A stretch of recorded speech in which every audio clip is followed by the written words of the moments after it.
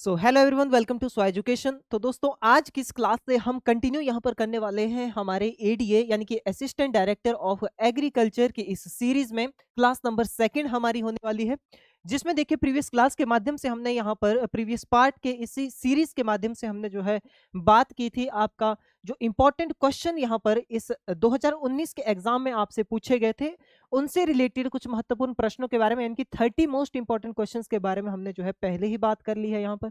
यानी कि आपका क्वेश्चन नंबर 51 से लेकर के क्वेश्चन नंबर 80 तक हमने प्रीवियस क्लास के माध्यम से कवर किया था।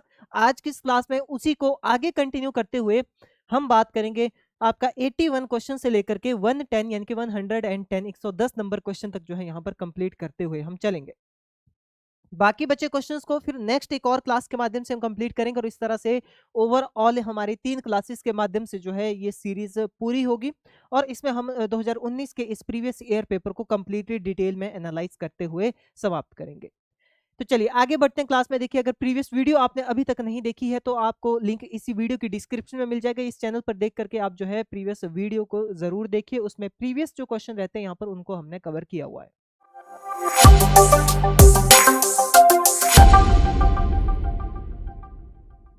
चलिए आगे बढ़ते, देखिए आज का जो हमारा फर्स्ट क्वेश्चन होने वाला है, क्वेश्चन नंबर 81 से शुरू करेंगे। इसमें देखिए सबसे पहला जो क्वेश्चन आपसे यहाँ पर पूछा जा रहा है, study of soil in relation to growth, nutrient and yield of crop is called. देखिए यहाँ पर आपसे ये पूछा जा रहा है कि जब हम जो है मिट्टी की स्टडी करते हैं, यानी कि मृदा की जब स्टडी की जाती है, अध्ययन किया जाता है, किस आधार पे अध्ययन करेंगे, तो वो किया जाता है आपका कि उसमें फसलों की वृद्धि, पोषण और उपज किस तरह से जो है मिट्टी के द्वारा उपज को एक तरह से निर्धारित किया जाता है, मिट्टी के द्वारा किस तरह से जो है वृद्धि होती है, कि जैसे हम बीज डालते हैं भाई मिट्टी में, तो क्यों जो है उसमें से प्लांट ग्रो हो जाता है, मिट्टी में ऐसा क्या है जो उस ग्रोथ को फेवर करने में हेल्प कर रहा है। जब हम जो है ऐसे ही प्लांट के रिलेशन में या क्रॉप के रिलेशन में जो है मिट्टी की स्टडी करेंगे, मिट्टी में हम उसकी सॉइल फर्टिलिटी जिसे हम कहते हैं, मृदा की उपजाऊ क्षमता की हम स्टडी करेंगे, या कितना जो है पानी वो एक तरह से होल्ड कर सकती है, वाटर होल्डिंग कैपेसिटी को हम जो है एक तरह से स्टडी करेंगे, या इसके अलावा ऐसी कोई भी स्टडी जो हमारे प्लांट ग्रोथ से रिलेटेड है। यानी कि हम मिट्टी का अध्ययन तब कर रहे हैं क्योंकि हमें जो है वहां पर क्रॉप लगानी है, और क्रॉप लगाने के लिए हमें पूरी तरह से मिट्टी को जांचना है। तो वो जो स्टडी है, जब प्लांट की रिलेशन में रह करके हम जो है मिट्टी का अध्ययन करते हैं, जिसमें आपके मेजरली मिट्टी की सॉइल फर्टिलिटी होगी, यानी कि उपजाऊ क्षमता होगी, उसकी प्रोडक्टिविटी होगी, ऐसी चीजों को जब हम जांचते हैं, कितने उसमें न्यूट्रेंट है, उसका न्यूट्रेंट स्टेटस क्या है, ऐसी चीजों को जांचते हैं, तो उस डिसिप्लिन को क्या कहा जाता है। ऑप्शन दिया गया आपके पास यहाँ पर पेडोलॉजी, इसके अलावा दिया गया है इडेफोलॉजी, फिर आपके पास आता है जियोलॉजी और मिनरलोलॉजी। अब देखिए यहाँ पर हम बात करें तो जो आपका पेडोलॉजी है, पेडोलॉजी को हम नॉर्मली जो है क्या कहते हैं, स्टडी ऑफ सॉइल कहा जाता है। ठीक है, जब हम जो है सॉइल की स्टडी करते हैं, सिर्फ और सिर्फ जो है क्या की जाएगी, मिट्टी की स्टडी की जाएगी। स्टडी ऑफ सॉइल जब किया जाता है तो वो आपका क्या कहलाएगा, वो पेडोलॉजी कहलाएगा। यानी जब हमने ये जाना कि मिट्टी कैसे बनी, ठीक है, इसमें भी अलग अलग चीजें आपकी आती हैं, इसमें भी सब ब्रांचेस देखने को मिलता है, जैसे फॉर्मेशन कैसी हुई भाई सॉइल की, ठीक है, फॉर्म कैसे हुई, मिट्टी बनी कैसे। दूसरा हम यहाँ पर बात करते हैं क्लासिफिकेशन की सॉइल की, यानी कि मिट्टी का वर्गीकरण जो रहता है, मिट्टी के सारे कैरेक्टरिस्टिक्स, ठीक है, वो हम यहाँ पर स्टडी करते हैं। ठीक है, ओवरऑल ये चीजें हम जो है जिस डिसिप्लिन के अंतर्गत स्टडी करते हैं वो आपका पेडोलॉजी कहलाता है। यानी कि यहाँ पर हम ओवरऑल स्टडी करते हैं मिट्टी कैसे बनती है, कैसे जो है वो एक अर्थ लेयर में जो है सेटल होती है, सॉइल के होराइजन जो अलग अलग पाए जाते हैं, सॉइल प्रोफाइल होगी, या मिट्टी बनने की पूरी वेदरिंग की जो प्रोसेस है उसकी स्टडी करना पेडोलॉजी कहलाता है, ध्यान देना है।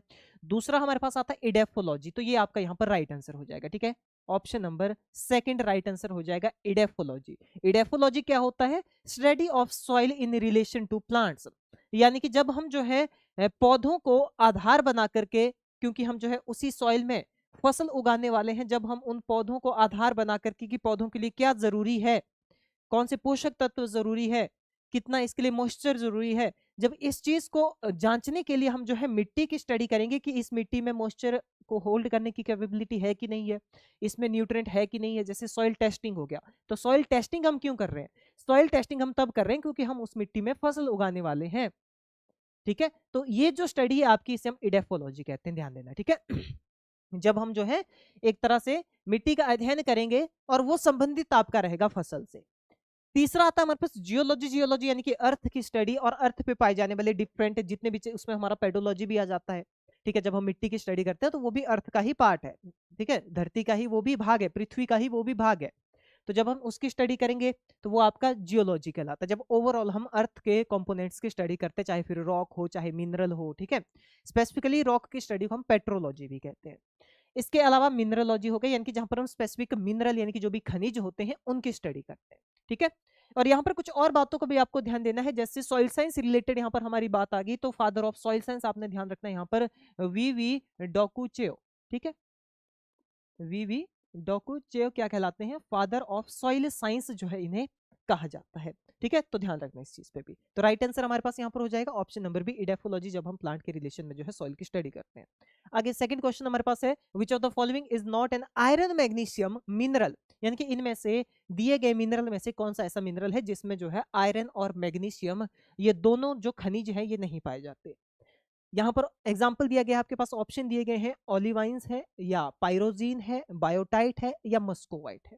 तो देखिए यहाँ पर ध्यान देना आपने, ये जो तीन हमारे पास यहाँ पर मिनरल कंपाउंड देखने को मिलते हैं, ये तीनों के तीनों किस तरह के आपके ये कंटेन करते हैं आयरन और मैग्नीशियम को। ठीक है, तो इन्हें हम फेरो मैग्नीसिया टाइप कहते हैं। क्या कहा जाता है इन्हें? इन्हें कहा जाता है फेरो मैग्नीशियन। ठीक है, क्या कहते हैं इन्हें? फेरो मैग्नीशियन, यानी कि यहां पर आपका क्या प्रेजेंट होगा, आयरन प्लस मैग्नीशियम, ये दोनों जो है इन मिनरल में पाए जाते हैं। बट किस में नहीं पाए जाते, तो वो आपका इसमें नहीं पाए जाते, जो मस्कोवाइट है। ठीक है, ये मस्कोवाइट जो है, मस्कोवाइट मिनरल के अंतर्गत आपका जो है ना तो आयरन पाया जाता है और ना ही जो है इसमें मैग्नीशियम पाया जाता है। और यही आपसे पूछा गया है कि कौन सा जो है ऐसा है जिसमें नहीं पाए जाते आयरन और मैग्नीशियम, यानी कि ये कैसा है, ये है हमारे पास नॉन फेरो मैग्नीशियन। ठीक है, क्या है ये आपका नॉन फेरो मैग्नीशियन माइका है। ये क्या है, ये नॉन फेरो मैग्नीशियन माइका है, जिसके अंतर्गत आपका आयरन और मैग्नीशियम नहीं होते। बट इसके अलावा अगर हम यहाँ पर बात करें तो यहाँ पर आपका पोटेशियम और एल्यूमिनियम पाए जाते हैं। क्या क्या पाया जाता है यहाँ पर?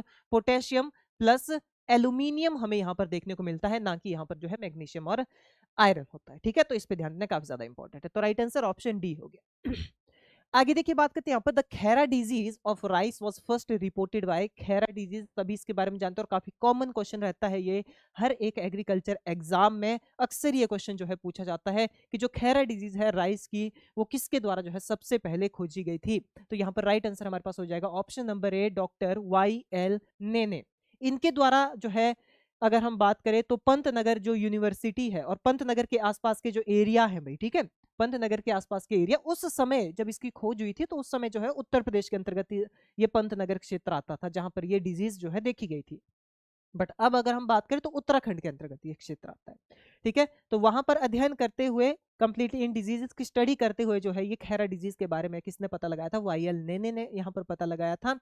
इन्होंने कंप्लीटली ये जांचा यहाँ पर कि ये जो डिजीज हो रही है किसकी कमी से हो रही है? जिंक की कमी से हो रही है। किसकी डेफिशिएंसी होती है आपका? ये जिंक की डेफिशिएंसी होती है, जिसको जो हम एक तरह से दूर करने के लिए क्या कर सकते हैं? जिंक सल्फेट की एप्लीकेशन जो है यहाँ पर की जाती है। क्या किया जाता है? जिंक सल्फेट की एप्लीकेशन। और कब ये डिजीज होती है आपकी? ये होती है आपका अर्ली वेजिटेटिव ध्यान देना, ठीक है, अर्ली वेजिटेटिव ग्रोथ स्टेजेस के अंतर्गत हमें जो है ये डिजीज देखने को मिलती है। इस पे ध्यान देना है, यानी कि जो वृद्धि के प्रारंभिक स्तर होते हैं उस समय जो है धान की फसल में ये बीमारी जो है यहाँ पर देखने को हमें मिलती है। इसकी जो डिस्कवरी की गई थी इनके द्वारा, कब की गई थी? 1966 में। ठीक है, ये ध्यान देना काफी ज्यादा इंपॉर्टेंट रहता है। ये भी 1966 में जो है इन्होंने कंप्लीटली इस डिजीज के बारे में पता किया था। और इस डिजीज के सिम्टम की बात करें तो देखिए यहाँ पर अर्ली स्टेजेस में ही, नर्सरी स्टेजेस में ही हमें धान की जो पत्तियां होती है, धान के पौधे की जो पत्तियां हैं उसके ऊपर कोरोजन लाइक सिम्टम दिखते हैं, जंग की तरह लगे हुए कुछ सिम्टम हमें वहां पर दिखाई देते हैं। ठीक है, तो इस पे ध्यान देना काफी ज्यादा इंपॉर्टेंट है ये। नेक्स्ट बात करते हैं, देखिए, soil develop from volcanic material and amorphous clay falls under soil order. देखिए, सिंपल सा क्वेश्चन पूछा जा रहा है यहाँ पर कि ऐसी मिट्टियां जो कहां से तैयार होती हैं? ऐसे मिनरल से तैयार होती हैं जो मिनरल जो है वोल्केनिक इरप्शन से बने हुए, यानी कि ज्वालामुखी से जो मिनरल निकले, उन मिनरल से जो बनी हुई मिट्टी है वो किस ऑर्डर के अंतर्गत आती है? अगर हम देखिए सॉइल ऑर्डर की बात करें तो ऐसे जो सॉइल ऑर्डर है ये ओवरऑल कितने रहते हैं? United state department of agriculture की सॉइल टेक्सोनॉमी क्लासिफिकेशन के अकॉर्डिंग अगर हम देखें, ठीक है, ये हमारे पास रहता है यूएसडीए यानी कि United state department of agriculture की सॉइल टेक्सोनॉमी क्लासिफिकेशन के अकॉर्डिंग जो है इन्होंने मिट्टी को 12 अलग अलग ऑर्डर्स में बांटा हुआ है, यानी इन्होंने 12 ग्रुप में जो है मिट्टी को बांट दिया। अब इन 12 ग्रुप के अंतर्गत अगर हम देखें तो मिट्टी के जो है अलग अलग प्रकार हैं, मिट्टी जो है अलग अलग मिनरल कंपाउंड या पोषक तत्व में जो है यहाँ पर इसका कंपोजिशन अलग अलग है। इसके अलावा कलर थोड़ा अलग अलग देखने को हमें मिलता है, इसकी वाटर होल्डिंग कैपेसिटी यहाँ पर अलग हो जाती है, इनके श्रिंकेज स्वेलिंग वाले नेचर यहाँ पर अलग हो जाते हैं, ठीक है, मॉइस्चर होल्डिंग कैपेसिटी जो है अलग हो जाती है। तो इस आधार पे सभी अलग अलग कैरेक्टरिस्टिक के आधार पे जो है यहाँ पर 12 ऑर्डर्स में बांटा गया, जिसके अंतर्गत हमारे पास जो है 4 ऑर्डर्स यहाँ पर मेंशन किए गए हैं। और ये कहा गया है कि जो वॉल्केनिक सॉइल है, जो ज्वालामुखी से निकलने वाली जो मिनरल्स उनसे बनने वाली जो मिट्टियां हैं वो किस ऑर्डर के अंतर्गत रखी गई है। तो यहाँ पर ऑप्शन देखिए जेली सोल, दूसरा है ऑक्सीसोल, थर्ड आता है हमारे पास एंडीसोल और इसके अलावा दिया गया है हिस्टोसोल। तो देखिए यहाँ पर आपने ध्यान देना, ये काफी ज्यादा इंपॉर्टेंट क्वेश्चन बनता है सॉइल ऑर्डर रिलेटेड, ठीक है।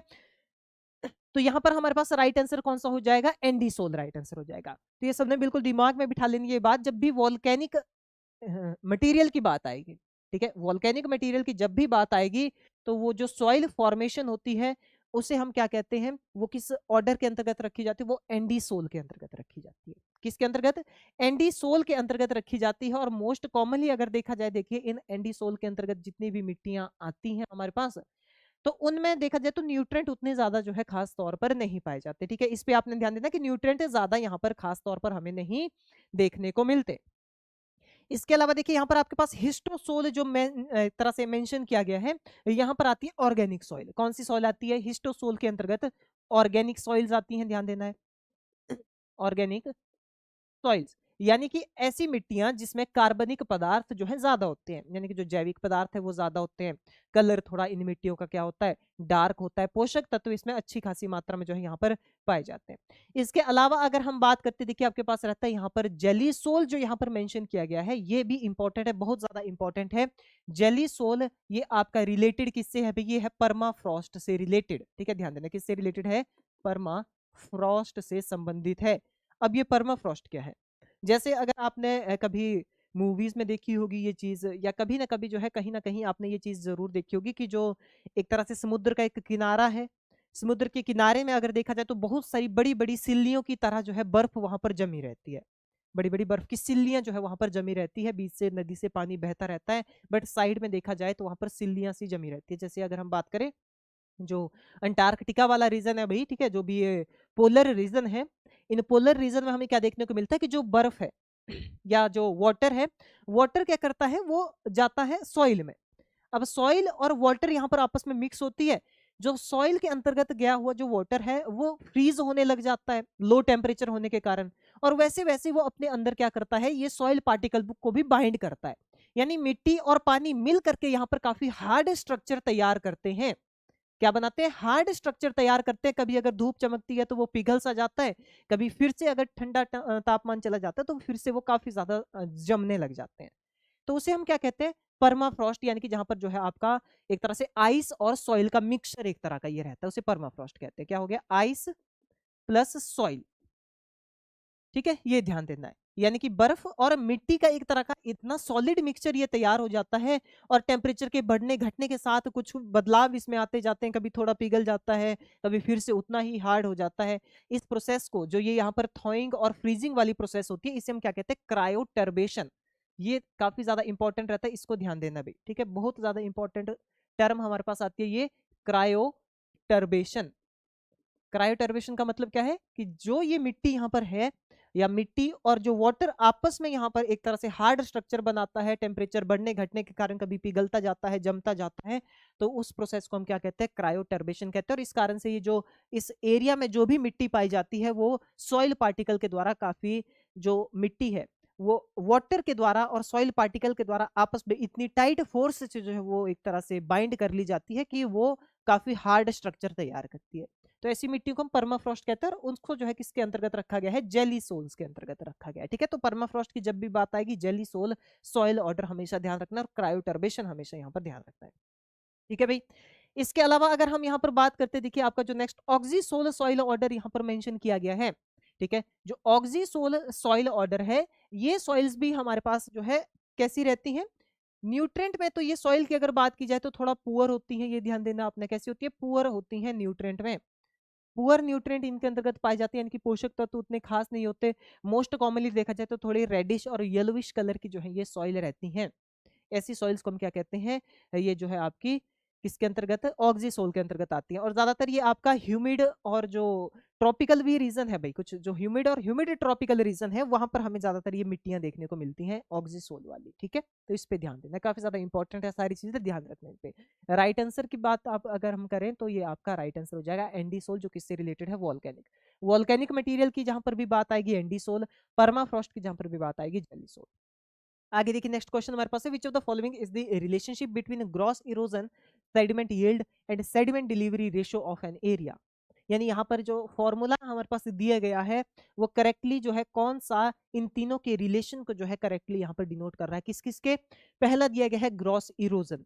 देखिए ग्रॉस इरोजन क्या है, इरोजन को पहले समझेंगे हम। इरोजन का मतलब क्या होता है, इरोजन यानी कि अपरदन होना, जैसे मृदा जो अपरदन होता है, यानी कि सॉइल इरोजन होता है। यानी कि एक जगह पर जो मिट्टी थी वो अलग अलग फैक्टर उसमें जो है, पानी भी एक इंपॉर्टेंट फैक्टर होता है, हवा भी एक इंपॉर्टेंट फैक्टर होता है, ठीक है। बट मोस्ट कॉमनली जो है वाटर इरोजन रहता है। तो इसमें अगर हम बात करें, देखिए एक ये एरिया है, एरिया ए, ठीक है। दूसरा हमारे पास है यहाँ पर एरिया बी, ये आपके मान लीजिए कोई वाटर सोर्सेज हैं, और ये एरिया है। यहाँ एरिया ए में क्या हुआ, रेनफॉल हुई, यहाँ पर क्या हुआ भाई, रेनफॉल हुई, यानी कि बारिश हुई। अब एरिया ए से लेकर के इस एरिया बी तक जो है यहाँ पर क्या होता है, मान लीजिए जो सॉइल है वो बहते हुए आती है, मिट्टी बहती होती है। अब जो सॉइल इरोजन के अंतर्गत हमारे पास अलग अलग टाइप होते हैं, जैसे हमारे पास स्टार्टिंग जो होती है स्प्लैशिंग से होती है, स्प्लैश इरोजन, फिर आपका रिल इरोजन हो गया, ठीक है। फिर हमारे पास देखा जाए तो फिर आपके जो है जो और ज्यादा जैसे शीट इरोजन हो गया, और उसके बाद हमारे पास गली इरोजन हो गया। इस तरह के डिफरेंट टाइप हमारे पास पाए जाते हैं, इस पे भी थोड़ा ध्यान देना है। सबसे पहले होगी स्प्लैशिंग, ठीक है। स्प्लैशिंग हो गया, यानी कि सिर्फ बूंदे ऊपर से गिर रही है, वो थोड़ी बहुत मिट्टी को क्या कर रही है, अपनी जगह से जो है स्थानांतरित करा दे रही है। स्प्लैशिंग के बाद हमारे पास आता है भी शीट इरोजन। शीट इरोजन यानी कि जो ऊपर ऊपर की सतह है वो जो है बह जा रही है पानी के इफेक्ट से खेत में, ठीक है। इसके बाद आता है हमारे पास रील इरोजन, यानी कि यहाँ पर जो है छोटी छोटी नालियां तैयार हो जा रही है अभी, छोटी छोटी नालियां, इतना ज्यादा इरोजन हो रहा है कि कहीं कहीं से नालियां बन रही हैं खेतों में, ठीक है, वो रील इरोजन। फिर आता है गली इरोजन। गली इरोजन यानी कि आपके पास देखा जाए तो जो खेत है, खेत में बिल्कुल चौड़े चौड़े से गड्ढे बन जाते हैं, बड़े बड़े से चैनल बन जाते हैं, इतनी तेजी से जो बहा करके जो है मिट्टी को ले जाता है खेतों से पानी। तो ये हमारे पास टाइप होते हैं। इफेक्टिवनेस में देखा जाए तो इसकी सबसे कम है और इसकी सबसे ज्यादा है। सबसे खतरनाक कौन सी मानी जाती है, शीट इरोजन जो है एग्रीकल्चर के लिए भी काफी ज्यादा एक तरह से हजार्डस मानी जाती है, क्योंकि जब ऊपर की जो फर्टाइल लेयर है वही चली जाएगी तो क्या बचेगा फिर, ठीक है। इसलिए ये जो है हानिकारक माना जाता है, बाकी ये तो खराब है ही है। बाकी जब ये अगर हो जाता है तो फिर फील्ड को रिपेयर करने की जरूरत पड़ जाती है, खेतों को फिर से सही से सुधारने की जरूरत पड़ जाती है। तो यहाँ पर कुछ चीजें हमें ध्यान रखनी है, जैसे मैंने यहाँ पर बताया कि ए से बी तक आते आते पार्टिकल यहाँ से बहते हुए आए, बारिश यहाँ पर हुई, तेज बारिश हुई, उसने पानी ने जो है साथ साथ जो मिट्टी है, मिट्टी को भी बहाते हुए अपने साथ ला रहा है, और पॉइंट बी तक पहुंचते पहुंचते देखिए कुछ मिट्टी यहाँ तक पहुंचेगी, कुछ बीच में ही रास्ते में जो है छूट जाएगी। तो जो ओवरऑल इरोजन हो रहा है, यानी कि जो मिट्टी यहाँ बी पॉइंट तक पहुंची, एक तो वो, दूसरा जो यहाँ पर रास्ते में भी ये फैलाते हुए आया, एक वो, तो ये दोनों को मिला करके, यानी कि यहाँ से तो वो मिट्टी हटी है, अब चाहे वो यहाँ पर कहीं बीच में रहे चाहे यहाँ तक पहुंचे, बट यहाँ से उसका इरोजन हो गया है। तो ये क्या कहलाता है, ये ओवरऑल हमारा ग्रॉस इरोजन कहलाता है, ठीक है। जो ओवरऑल इरोजन है, चाहे यहाँ फाइनल पॉइंट तक पहुंचने तक, या इसके अलावा बीच में कहीं रास्ते में जो एक तरह से इरोड हुई मिट्टी आई, यहां से जो ओवरऑल इरोजन हुआ वो क्या कहलाता है, ग्रॉस इरोजन, ठीक है। ध्यान देना, ओवरऑल इरोजन यानी कि ग्रॉस इरोजन, पहली बात। दूसरा यहाँ पर सेडिमेंट यील्ड दिया गया है। सेडिमेंट यील्ड का मतलब क्या होता है, जो फाइनल बी पॉइंट तक कितना पहुंचा भाई, यानी कि जहां पर आपका इरोजन खत्म हो जा रहा है, जहां पर पानी आकर के रुक जा रहा है, तो वहां पर कितने पार्टिकल को उसने डिपॉजिट किया। जैसे मान लीजिए यहां से उठाई उसने 1000 टन मिट्टी, ठीक है, कितनी उठाई, 1000 टन मिट्टी जो है यहां से उसने उठाई पॉइंट ए से, और यहां तक सिर्फ और सिर्फ जो है वो 100 टन मिट्टी पहुंचा पाया। कितनी पहुंचा पाया, 100 टन मिट्टी सिर्फ यहां तक वो पहुंचा पाया, यानी कि जो 900 टन मिट्टी है वो कहीं बीच में ही लॉस हो गई, ठीक है। तो ये वो जो 100 टन मिट्टी यहाँ तक पहुंची, फाइनल पॉइंट तक जो मिट्टी पहुंची, वो सेडिमेंट यील्ड कहलाता है। ठीक है, क्या कहलाता है? वो सेडिमेंट यील्ड, जो फाइनल बी पॉइंट तक पहुंच पाई, इरोड हुई सॉइल। ठीक है, अपरदन हुई मृदा। फिर आता है सेडिमेंट डिलीवरी रेशो। यहाँ पर आपने समझना, देखिए यहाँ पर सेडिमेंट डिलीवरी रेशो का मतलब क्या होता है? यहाँ पर ओवरऑल अगर हम यहाँ पर बात करें कि जो मिट्टी आ रही है यहाँ से, तो डिलीवरी के रास्ते में बीच बीच में जो है वो वहां पर कितने समय, कितने जगह पे जो है वो क्या हुई, एक तरह से रुकी। ठीक है, कितने जगह पर अगर हम यहाँ पर बात करें, कितनी जगह पर जो है वो एक तरह से यहाँ पर छोड़ी गई, यानी कि जो मिट्टी यहाँ पर बीच में एक तरह से रुक गई, कहीं ना कहीं जो है वो फैल गई, वो आपका जो है एसडीआर के अंतर्गत आती है। ठीक है, ये तीन चीजें होगी हमारे पास यहाँ पर। तो इसके करेक्ट रिलेशन को देखिए कौन शो कर रहा है आपका यहाँ पर जो है। करेक्ट आंसर क्या हो जाएगा हमारे पास भाई? ऑप्शन ए कह रहा है कि gross erosion equal to sediment yield into SDR. Gross erosion equal to sediment yield upon SDR. Gross erosion equal to sediment yield plus SDR, या gross erosion equal to sediment yield minus SDR. तो यहाँ पर देखिए आपको clearly ये चीज ध्यान रखनी है कि जो आपका राइट आंसर होगा वो हो जाएगा ऑप्शन नंबर बी। ठीक है, ये ध्यान रखना है सबसे पहले तो। ऑप्शन बी आपका राइट आंसर है, यानी कि ऑप्शन बी क्या कह रहा है हमारे पास कि जो ग्रॉस इरोजन होता है, यानी कि ग्रॉस इरोजन क्या बताया था मैंने? ओवरऑल, कि जो यहां तक भी पहुंचा और जो यहां पर भी लॉस हुआ, यानी कि जो इरोजन यहां से एक्चुअली हुआ है, जितनी मिट्टी यहां से लॉस हुई है, वो क्या होता है आपका? जैसे यहां पर वो कितना था हमारे पास? 1000 टन था। ठीक है, तो वो होता है ग्रॉस इरोजन। अब ग्रॉस इरोजन को कैसे निकालेंगे? एक हो गया हमारे पास सेडिमेंट यील्ड, यानी कि जो ये लास्ट है सेडिमेंटेशन, इस पॉइंट पे कितनी पहुंची? 1000। ठीक है, दूसरा हो गया एसटीआर, यानी कि यहाँ पर बीच में कितनी रही हमारे पास? 900। कितनी रही हमारे पास यहाँ पर बीच में? यहाँ पर रही हमारे पास 900 टन। तो यही आपका करेक्ट रिलेशनशिप को क्या कर रहा है यहाँ पर? डिनोट कर रहा है। ठीक है, करेक्ट रिलेशनशिप को डिनोट कर रहा है। और अगर हम क्या चाहें भाई यहाँ पर, अगर हमें एसडीआर निकालना हो, ठीक है, अगर हमें जो है यहाँ पर सेडिमेंट डिलीवरी रेशियो अगर निकालना हो, तो हम कैसे निकाल सकते हैं? तो वहां पर आपका क्या हो जाएगा? एसडीआर इज इक्वल टू, यहाँ पर आपका ये फॉर्मूला बन जाएगा, फिर ध्यान रखना इसको भी। ठीक है, एसडीआर इज इक्वल टू कौन सा हो जाएगा? Sediment yield. ठीक है, ये ध्यान रखना आपने, sediment yield upon gross erosion. ठीक है, क्या हो जाएगा आपका? Upon gross erosion. ऐसे आपका क्या निकल जाएगा यहाँ पर? एसडीआर जो है यहाँ पर निकल जाएगा। ठीक है, तो ध्यान रखना, इंपॉर्टेंट है ये।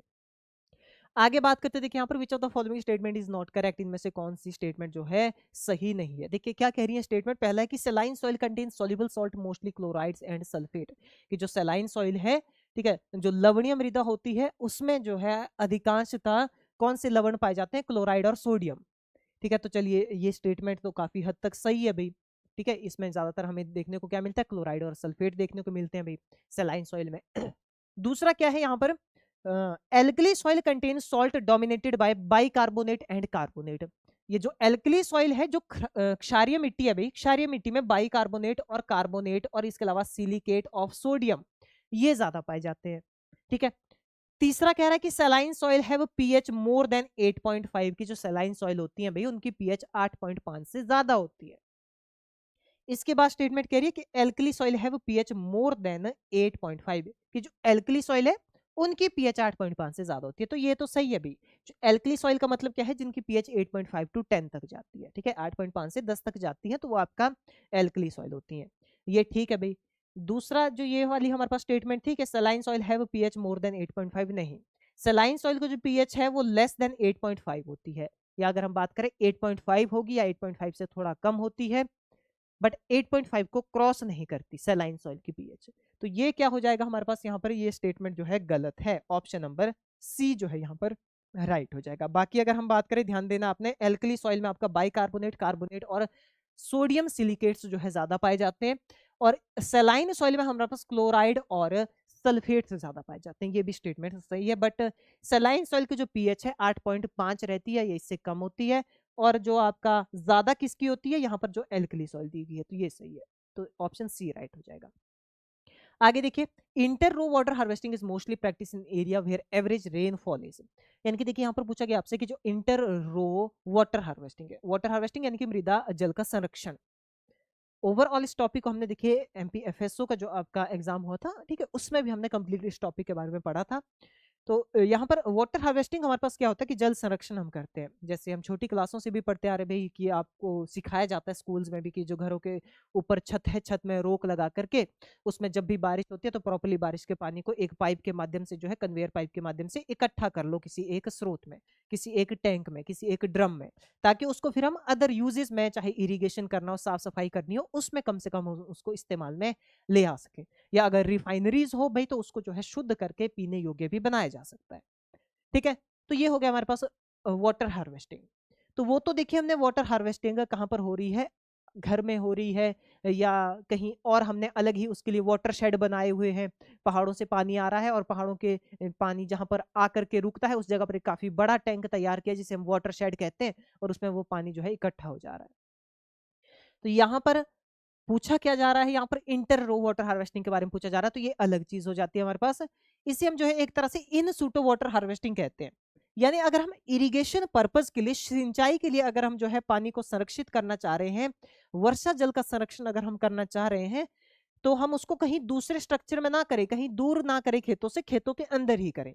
ठीक है, जैसे खेत है हमारे पास भाई ये, ठीक है, ये काफी बड़ा खेत है, तो इसके बीच में हमने क्या कर लिया, एक काफी ऐसे चैनल, काफी चौड़ा सा चैनल जो है यहाँ पर एक तैयार कर दिया, जिसमें जो है फिर बारिश का पानी जो भी इधर उधर से आ रहा है इसमें आकर के इकट्ठा हो जाएगा, फिर हम उसको रोक लगा देंगे और यहीं से जो है फिर डिस्ट्रीब्यूट वो इजीली किया जा सकता है।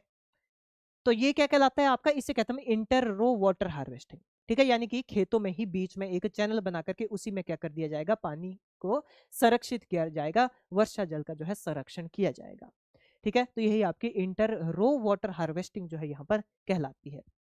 ठीक है, और इसकी जरूरत हमें कहां पर पड़ जाती है, अभी आपको समझने में भी यहाँ पर इजी हो रहा है इस चीज को, कि जैसे जहां पर देखिए पानी कम होगा, सिंपल सी बात है, वहां पर हमें जरूरत रहेगी। क्योंकि अगर किसी दूसरी एरिया से हम जो है पानी लाएंगे, हार्वेस्टिंग हमने जो है कहीं और पे की, किसी दूसरी जगह पे हमने पानी को संरक्षित किया और उसको खेत तक लाने के लिए भी काफी ज्यादा सुविधाएं फिर चाहिए। या अगर चैनल के माध्यम से ला रहे हैं तो क्या पता वो कहीं से लॉस हो जाए, पानी में ड्रेनेज खराब हो जाए, कुछ हो जाए। ठीक है, तो इसलिए हम जो है खेतों में ही इसको करते हैं। और ये कहाँ पर किया जाता है, जहां पर आपके एरियाज ऐसे हैं जहां पर जो है लगभग जो 400 से 450 mm तक की जो है रेनफॉल पर एनम में होती है, यानी कि जहां पर पानी की काफी ज्यादा कमी होती है, दिक्कत होती है, वहां पर हमें ये जरूरी है कि हम खेतों के अंदर ही जो है संरक्षण करें, ताकि जो भी संरक्षण हो वो डायरेक्ट जो है क्रॉप को ही मिले। ठीक है, आगे देखिए, the ratio between water stored in the root zone of plants and water deliver to the field is called. देखिए यहाँ पर पूछा जा रहा है आपसे, अनुपात पूछा जा रहा है कि पौधों के जड़ क्षेत्र में संग्रहित जल एवं क्षेत्र में जल विचलन के बीच के अनुपात को क्या कहा जाता है। देखिए यहाँ पर हमारे पास क्या कहा गया, ratio between stored water in root zone.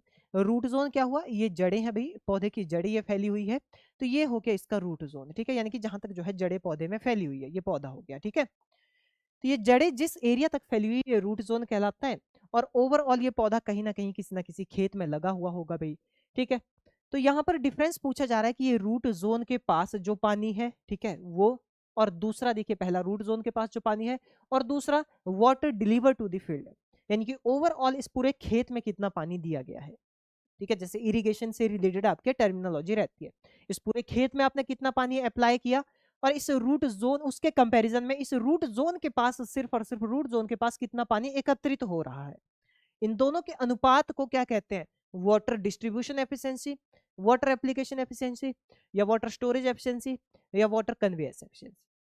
इसे क्या कहते हैं हम, इसे कहते हैं वाटर एप्लीकेशन एफिशिएंसी, यानी कि जल उपयोग दक्षता इसे कहा जाता है। यानी फील्ड में ओवरऑल खेत में कितना पानी है, उसके कंपैरिजन में अकेला रूट जोन के पास कितना पानी है, ये आपका वाटर एप्लीकेशन एफिशिएंसी कहलाता है।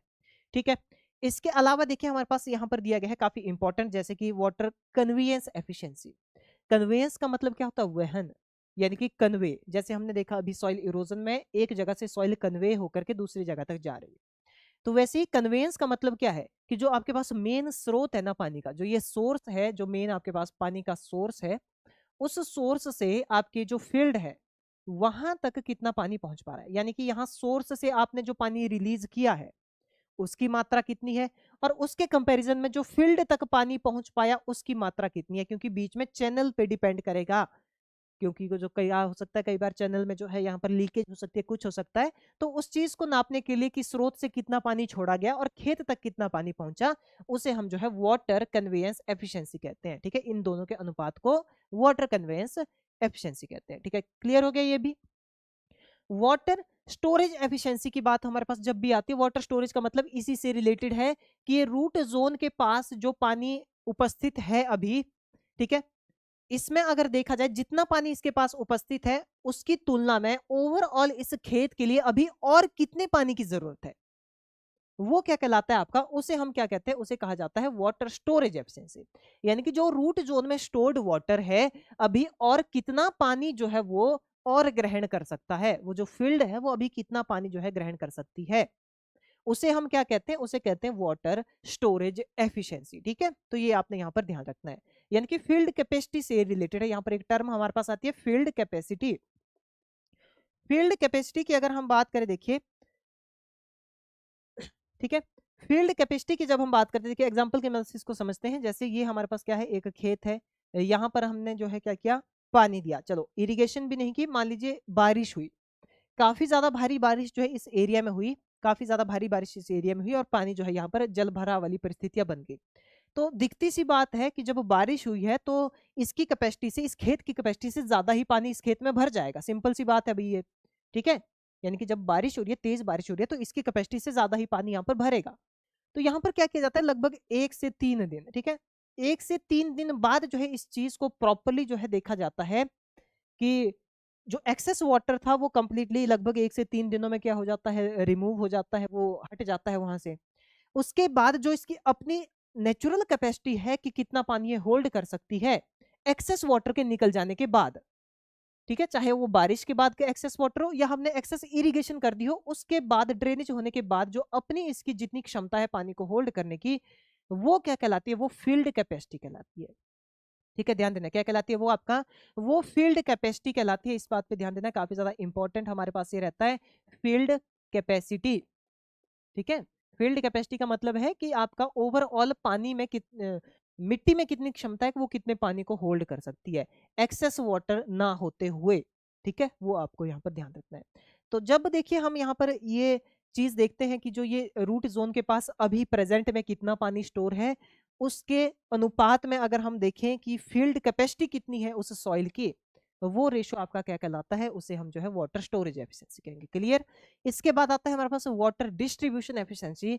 वाटर डिस्ट्रीब्यूशन एफिशिएंसी का मतलब क्या है कि आपने इस खेत में पानी आप दे रहे हैं, इरिगेशन आप अप्लाई कर रहे हैं, तो अगर आप यहां से देखिए इरिगेशन चैनल अगर आपका यहां से एंटर होता है, मान लीजिए अगर पाइप से इरिगेशन कर रहे हैं, तो अगर पानी यहां से आपका एंटर हो रहा है तो इस एरिया में कितना पानी पहुंच रहा है, इस एरिया में कितना है, इस एरिया में कितना है, इस एरिया में कितना है, यानी कि हर एक पूरी फील्ड में किस तरह से यूनिफॉर्मिटी से डिस्ट्रीब्यूट हुआ है पानी की, नहीं हुआ है। तो पानी की जो एक तरह से यूनिफॉर्मिटी है खेत में, वो आपका क्या कहलाता है, डिस्ट्रीब्यूशन एफिशिएंसी कहलाती है। क्योंकि कई बार क्या होता है कि अगर प्रॉपर लेवलिंग ना हो फील्ड में, तो जिस हिसाब से अगर फील्ड में थोड़ी गहराई रह जाए तो वहां पानी ज्यादा भर जाएगा भाई, और जहां पर थोड़ा ऊंचाई रहती है फील्ड में वहां पर पानी कम भरा रहता है, तो वो क्या कहलाता है, डिस्ट्रीब्यूशन एफिशिएंसी कहलाता है। ठीक है, तो यहाँ पर ध्यान देना है। राइट आंसर आपका हो जाएगा यहाँ पर एप्लीकेशन एफिशिएंसी। ठीक है, आगे देखिए, in India the permissible soil loss from agricultural land at 2% slope is. देखिए यहाँ पर परमिसिबल लॉस के बारे में बताया गया है। यानी देखिए इरोजन अगर हो रहा है ऐसे एरिया में जहां पर लगभग 2% की स्लोप है, एरिया में कितनी है, जो एरिया है लगभग जो है उसमें 2% तक की ढलान है, तो इस एरिया में एग्रीकल्चरल प्रैक्टिसेस की जा सकती है। ठीक है, 2% तक अगर एरिया टेढ़ा है, तो यानी कि देखिए अगर बिल्कुल सीधा एरिया है तो इरोजन होने की जो यहाँ पर एक तरह के चांसेस है वो कम हो जाते हैं। बट जितनी ज्यादा ढलान बढ़ती जाती है एरिया की, तो उसमें इरोजन उतनी तेजी से होने की जो है एक तरह से चांसेस बढ़ जाते हैं। क्यों बढ़ते हैं, क्योंकि यहाँ पर जो फोर्स है पानी की वो ज्यादा हो जाती है, और जितना ज्यादा तेजी से पानी बहेगा उतना ज्यादा तेजी से वो इरोजन करेगा। और यहाँ पर जो उसकी स्पीड बिल्कुल कैसी रहेगी, यूनिफॉर्म रहेगी, पानी जो है बिल्कुल कैसा, अगर उसकी क्वांटिटी पीछे से फोर्स से आ रही है तभी वो आगे जा पाएगा, नहीं तो वो ठहर जाएगा। यानी प्लेन में इरोजन कम होगा, समतल जगह पे इरोजन कम होगा, तिरछी जगह पे इरोजन ज्यादा होगा। तो जहां पर 2% तक की लगभग स्लोप होती है एरिया में, तो वहां पर एग्रीकल्चर किया जा सकता है। बट वहां पर ये निर्धारित करना सही है कि जो इरोजन है वहां पर लगभग इतने टन से कम होना चाहिए एक साल में। तो वो पूछा गया है कि लगभग कितने टन तक परमिसिबल है। अगर उससे ज्यादा इरोजन अगर उस एरिया में हो रहा है तो एग्रीकल्चर वहां पर अच्छे से नहीं किया जा सकता। 12 ton per hectare per year erosion जो है परमिसिबल है कि इतना हो सकता है, इससे ज्यादा हुआ तो एग्रीकल्चर नहीं होगा 2% के स्लोप वाले एरिया में।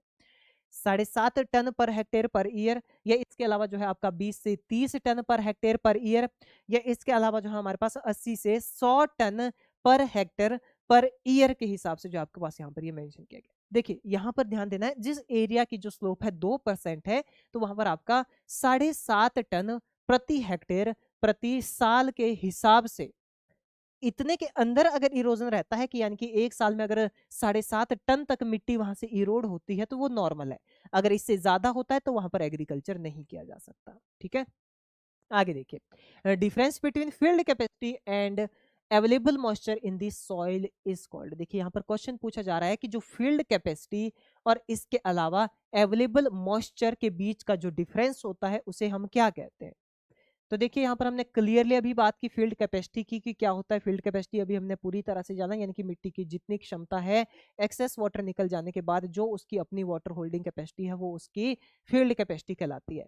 ठीक है, और अवेलेबल मॉइस्चर के बीच का जो डिफरेंस है, यानी कि मॉइस्चर जो अभी करंट टाइम में खेत में प्रेजेंट है, ठीक है, current moisture status of the soil, और उसके बाद ओवरऑल कितना जो है वो अभी इसके बाद और होल्ड कर सकती है और कितना मॉइस्चर वो गेन कर सकती है। तो इस डिफरेंस को हम कहते हैं नेट इरिगेशन रिक्वायरमेंट। क्या कहते हैं? Net irrigation requirement. सिंपल सी बात है भाई कि अभी तक उसमें जो है मान लीजिए हमें खेत में जरूरत है कितनी, 200 लीटर पानी की हमें खेत में जरूरत है, और अभी तक हमने सिर्फ उसमें 100 लीटर जो है एक तरह से क्या किया है उसमें जो हमने दिया है। तो सिंपल सी बात है 200 लीटर पूरा करने के लिए अभी उसे नेट 100 और लीटर पानी की जो है जरूरत है। तो वही आपकी नेट इरिगेशन रिक्वायरमेंट उसकी कहलाएगी कि 100 लीटर नेट क्वांटिटी की उसको अभी और जरूरत है, तब जाकर के अपनी वो फील्ड कैपेसिटी तक रीच करेगा। ठीक है, आगे बात करते, देखिए यहाँ पर क्वेश्चन पूछा गया आपसे, ये जो है साइकिल रिलेटेड क्वेश्चन है। ठीक है, और काफी इंपॉर्टेंट क्वेश्चन आपका ये बनता है। देखिए यहाँ पर जो है ऑक्सीडेशन ऑफ सुक्रोज के बारे में पूछा गया है कि जो भी देखिए प्लांट अपने भोजन बनाते हैं और भोजन बना करके डिफरेंट जो भी उनका फूड मटेरियल है उसको एनर्जी की फॉर्म में यूटिलाइज करने के लिए जो इन डिफरेंट प्रोसेसेस से जो है वो गुजरता है पौधा, उसके अंतर्गत जो ये डिफरेंट प्रोसेसेस चलती है, जैसे सिट्रिक एसिड साइकिल हो गया, ठीक है, जिसे हम जो है क्रैब साइकिल भी कहते हैं। ठीक है, तो इसके अलावा देखिए ऑक्सीडेटिव फॉस्फोरिलेशन हो गया, ग्लाइकोलाइसिस पाथवे हो गया, या ऑक्सीडेटिव पेंटोस फॉस्फेट पाथवे हो गया। ये सारे के सारे साइकिल क्या है, आपका जो फूड प्रोडक्ट है उसमें से एनर्जी बनाने की जो है ये प्रोसेसेस है जो जीवों के अंतर्गत चलती हैं। तो यहाँ पर ये कहा गया कि सुक्रोज मॉलिक्यूल जो है भाई, ठीक है, जो इन सभी प्रोसेसेस से गुजरता है, तो इसकी करेक्ट सीक्वेंस क्या है, यानी कि कौन सी प्रोसेस पहले होती है कौन प्रोसेस जो है बाद में होती है। तो करेक्ट सीक्वेंस आपको यहाँ पर बतानी है, ABCD दिया गया है, करेक्ट सीक्वेंस आपको बतानी है। यहाँ से आपको चूज करना है इसमें से कि करेक्ट सीक्वेंस जो है इनकी ओवरऑल हमें क्या देखने को मिलती है, इनकी पहले कौन सी प्रोसेस होगी, उसके बाद कौन सी प्रोसेस होगी, उसके बाद कौन सी होगी और उसके बाद कौन सी होगी। यानी कि 4 प्रोसेस में सबसे पहले से बाद तक होने वाली समय के हिसाब से कौन सी प्रोसेस जो हमारे पास यहाँ पर रहती है। ठीक है, तो देखिए यहाँ पर अगर हम बात करें तो देखिए करेक्ट आंसर कौन सा हो जाएगा हमारे पास, यहाँ पर करेक्ट आंसर आपके पास हो जाएगा ऑप्शन नंबर डी यहाँ पर। ठीक है, कौन सा हो जाएगा, correct answer option number D हो जाएगा। यानी कि सबसे पहले हमें क्या देखने को मिलता है यहाँ पर, आपका ग्लाइकोलाइसिस होगा। क्या होगा यहाँ पर, सबसे पहले ग्लाइकोलाइसिस होता है, सबसे पहली प्रोसेस रहती है। इसके बाद हमें देखने को मिलता है सेकंड में ऑक्सीडेटिव पेंटोस फॉस्फेट पाथवे जो है यहाँ पर चलता है आपका। ठीक है, यानी कि इसके बाद होगा आपका ये सेकंड। इसके बाद जो है आपका क्या होता है, सिट्रिक एसिड साइकिल यानी कि क्रैब साइकिल हमें देखने को मिलता है तीसरे नंबर पे। और इसके बाद हमारे पास कौन सा आता है भाई आपका, इसके बाद रहता है हमारे पास ऑप्शन नंबर बी, यानी कि आपका फोर्थ नंबर पे कौन सी प्रोसेस होती है, ऑक्सीडेटिव फॉस्फोरिलेशन जो है यहाँ पर हमारे पास इस तरह की सीक्वेंस के अकॉर्डिंग जो है ये प्रोसेसेस हमारे पास यहाँ पर देखने को मिलती हैं। ठीक है, तो ये क्या हो जाएगा हमारे पास यहाँ पर, राइट आंसर हो जाएगा ऑप्शन नंबर डी। ठीक है, तो क्लियरली यहाँ पर ध्यान रखना है, इनकी सीक्वेंस को जो है ध्यान रखना है। आगे देखिए नेक्स्ट बात करते हैं यहाँ पर, DELLA repressor protein is related with response to which plant hormone. यानी कि यहाँ पर एक स्पेसिफिक रिप्रेसर प्रोटीन के बारे में बताया गया। रिप्रेसर प्रोटीन यानी कि जो डीएनए और आरएनए मॉलिक्यूल के साथ बाइंड होकर के जो है, जो नॉर्मल फंक्शनिंग होती है उनकी, उसको क्या कर देते हैं, इनिबिट कर देते हैं। यानी कि जैसे प्रोटीन फॉर्मेशन की प्रोसेस हो गई, या मोस्ट कॉमनली देखा जाए तो आपका ये जो ऐसे काम करते हैं कि जो पौधे के लिए थोड़े कैसे रहते हैं, हानिकारक रहते हैं। जैसे कि हमारे पास यहाँ पर क्वेश्चन पूछा जा रहा है कि किस हार्मोन के रिस्पॉन्स में ये ज्यादातर हमें देखने को मिलता है। देखिए, जो डेला रिप्रेसर प्रोटीन है ये आपका जिब्रेलिन के रिस्पॉन्स में हमें देखने को मिलता है। यानी कि जहां पर जिब्रेलिन ज्यादा होगा, जिब्रेलिन की क्वांटिटी अमाउंट जहां पर अच्छा है, ज्यादा है, तो वहां पर तो ये कम होगा। बट जहां पर जिब्रेलिन का अमाउंट कम होता है तो वहां पर इसका अमाउंट क्या होने लग जाता है, बढ़ने लग जाता है। जैसे जिब्रेलिन आपका इंपॉर्टेंट रहता है इंटरनोड एलोंगेशन के लिए। इसके अलावा अगर हम बात करें यहाँ पर तो मोस्ट कॉमनली सीड में जर्मिनेशन के लिए ये इंपॉर्टेंट है। बट जिब्रेलिन का अमाउंट जैसे कम होता है तो डेला रिप्रेसर वहां पर आते हैं और ये इनिबिट कर देते हैं उन नॉर्मल प्रोसेसेस को। ठीक है, तो यहाँ पर ध्यान देना आपका, जो ये यहाँ पर ध्यान देना आपने, जो ये डेला रिप्रेसर है, डेला रिप्रेसर जो है आपका जिब्रेलिन से रिलेटेड रहता है। ठीक है, जिब्रेलिन के ज्यादा होने पे ये कम हमें देखने को मिलता है, और जिब्रेलिन के एक तरह से कम होने पे जो है इसकी अमाउंट थोड़ा ज्यादा बन जाता है। ठीक है, आगे देखिए यहाँ पर, from the statement below state the correct step in citric acid cycle where ATP synthesized. देखिए, सिट्रिक एसिड साइकिल की यहाँ पर बात की जा रही है, यानी कि जिसे हम क्या कहते हैं भाई, क्रैब साइकिल भी कहते हैं। ठीक है, जो आपका सिट्रिक एसिड साइकिल हो गया या क्रैब साइकिल हो गया। तो इसके अंतर्गत अगर देखिए हम यहाँ पर बात करें, citric acid cycle, Krebs cycle, या इसे टीसीए यानी कि ट्राई कार्बोक्सिलिक एसिड साइकिल भी इसे कहा जाता है। तो इस साइकिल में यहाँ पर कंप्लीट प्रोसेस के बारे में बताया गया है कि एक जो प्रोसेस यहाँ पर है, एक स्टेप ऐसा है जहाँ पर करेक्ट सीक्वेंस के बारे में बताया गया है, मेंशन किया गया है। तो वो करेक्ट सीक्वेंस वाला जो है ऑप्शन कौन सा है, वो हो जाएगा आपका ऑप्शन नंबर डी। इस पे ध्यान देना थोड़ा, ऑप्शन नंबर डी हो जाएगा। यानी कि कन्वर्जन ऑफ सक्सिनाइल को एंजाइम टू सक्सीनेट, ये किस में होता है आपका, ये जो है सिट्रिक एसिड साइकिल यानी कि क्रैब साइकिल के अंतर्गत देखने को मिलता है।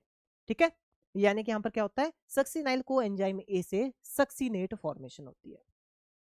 नेक्स्ट क्वेश्चन रहेगा, देखिए यहाँ पर, the immediate precursor of ethylene is, ethylene का जो है प्रिकर्सर कौन सा है, यानी कि किससे जो है इथाइलिन फॉर्मेशन होती है। अगर इसकी हम बात करें, देखिए यहाँ पर तो राइट आंसर आपके पास कौन सा हो जाएगा, ऑप्शन नंबर सी हो जाएगा। ध्यान देना इस पे। ठीक है, प्रिकर्सर आपको जो है हर एक जो भी हमारे पास ये हॉर्मोन्स हैं उनका आपने जो है यहाँ पर ध्यान रखना है। जैसे ऑक्सिन का आपका ट्रिप्टोफैन हो गया। ठीक है, तो ऐसे ये जो प्रिकर्सर है इन पे ध्यान देना है आपने। ठीक है, तो यहाँ पर 1 एमिनो साइक्लोप्रोपेन 1 कार्बोक्सिलिक एसिड जो है राइट आंसर हो जाएगा। आगे नेक्स्ट क्वेश्चन की बात करते हैं, what is the maximum yield of cytosolic ATP formation from ATP from the complete oxidation of sucrose to CO2 by aerobic glycolysis and citric acid cycle। यानी कि एरोबिक ग्लाइकोलाइसिस और सिट्रिक एसिड साइकिल की जब हम बात करते हैं, इस चक्र की जब हम बात करते हैं के माध्यम से सुक्रोज के कार्बन डाइऑक्साइड में पूर्ण ऑक्सीकरण से जो है कितनी कोशिका द्रव्य यानी कि जो एटीपी है वो तैयार होते हैं, 32, 40, 50 या 60। तो देखिए, इस प्रोसेस के अकॉर्डिंग अगर हम यहाँ पर देखें तो आपका 60 एटीपी जो है तैयार होते हैं। कितने होते हैं यहाँ पर, नंबर ऑफ एटीपी ध्यान रखिएगा, 60 यानी कि 60 एटीपी फॉर्मेशन जो है होती है। नेक्स्ट क्वेश्चन है, the information concerning importance of mineral elements for plant growth was compiled and establishes as mineral nutrition as a scientific discipline, which of the following scientist associated with this work. यानी कि mineral element को जिसने plant growth से related important बताया और mineral nutrition के बारे में बताया कि मिनरल जो है, जितने भी ये खनिज लवण है, ये पौधे के लिए इंपॉर्टेंट होते हैं, पौधे के लिए एक इंपॉर्टेंट न्यूट्रिएंट का काम करते हैं। तो किसने ये बताया था, अगर हम बात करें राइट आंसर यहाँ पर आपका हो जाएगा जेवी लिबिग, यानी कि जस्टस वॉन लिबिग के द्वारा 1862 में ये बताया गया था। मिनरल न्यूट्रिशन के बारे में जो है इन्होंने यहाँ पर बताया, और इन्हें क्या कहा जाता है, फादर ऑफ एग्रीकल्चरल केमिस्ट्री। ध्यान देना इस चीज पे। ठीक है, काफी इंपॉर्टेंट है ये, फादर ऑफ एग्रीकल्चरल केमिस्ट्री किसे कहा जाता है, जस्टस वॉन लिबिक को कहा जाता है। इसके अलावा अगर हम बात करें, देखिए इनके द्वारा एक लॉ भी दिया गया था न्यूट्रिएंट रिलेटेड, जिसे हम जो है क्या कहते हैं, लॉ ऑफ मिनिमम।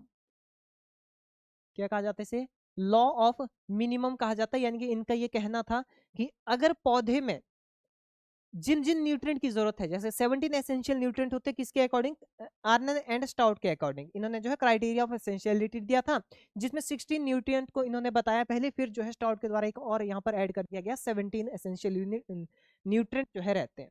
अगर इन 17 न्यूट्रिएंट में से मान लीजिए जो है पर्टिकुलरली एक कोई क्रॉप है हमारे पास जिसको इनकी काफी ज्यादा जरूरत है, ओके, और उसमें हमने क्या किया, मान लीजिए 3 न्यूट्रिएंट में से एन पी के, 3 न्यूट्रिएंट हमारे पास है, एन है, पी है, के है, ठीक है। इन 3 न्यूट्रिएंट में से हमने देखा कि नाइट्रोजन और फास्फोरस की जितनी क्वांटिटी की जरूरत थी पौधे में वो तो हमने अप्लाई कर दिया, जो पोटेशियम था इसका सिर्फ आधी ही दी, यानी कि अगर 20 kg पोटेशियम की जरूरत थी तो हमने सिर्फ 10 kg दिया, यानी कि जितनी जरूरत थी उतना नहीं दिया इसको, तो ये इसकी कमी हो गई। तो यहाँ पर इनका ये कहना था कि जिस न्यूट्रिएंट की स्कार्सिटी हो जाती है, जिस न्यूट्रिएंट की कमी हो जाती है पौधे में, तो उसकी यील्ड में कमी अगर आ रही है तो वो उस न्यूट्रिएंट की कमी की वजह से ही आएगी, ना कि उन न्यूट्रिएंट की वजह से जो हमने अच्छी मात्रा में दिए हैं। तो ये लॉ ऑफ मिनिमम था, यानी मिनिमम अमाउंट में दिया गया न्यूट्रिएंट ही हमेशा यील्ड में कमी के लिए रिस्पॉन्सिबल होता है, ठीक है। तो ये ध्यान रखना, ये काफी ज्यादा इंपॉर्टेंट यहाँ पर चीजें हैं।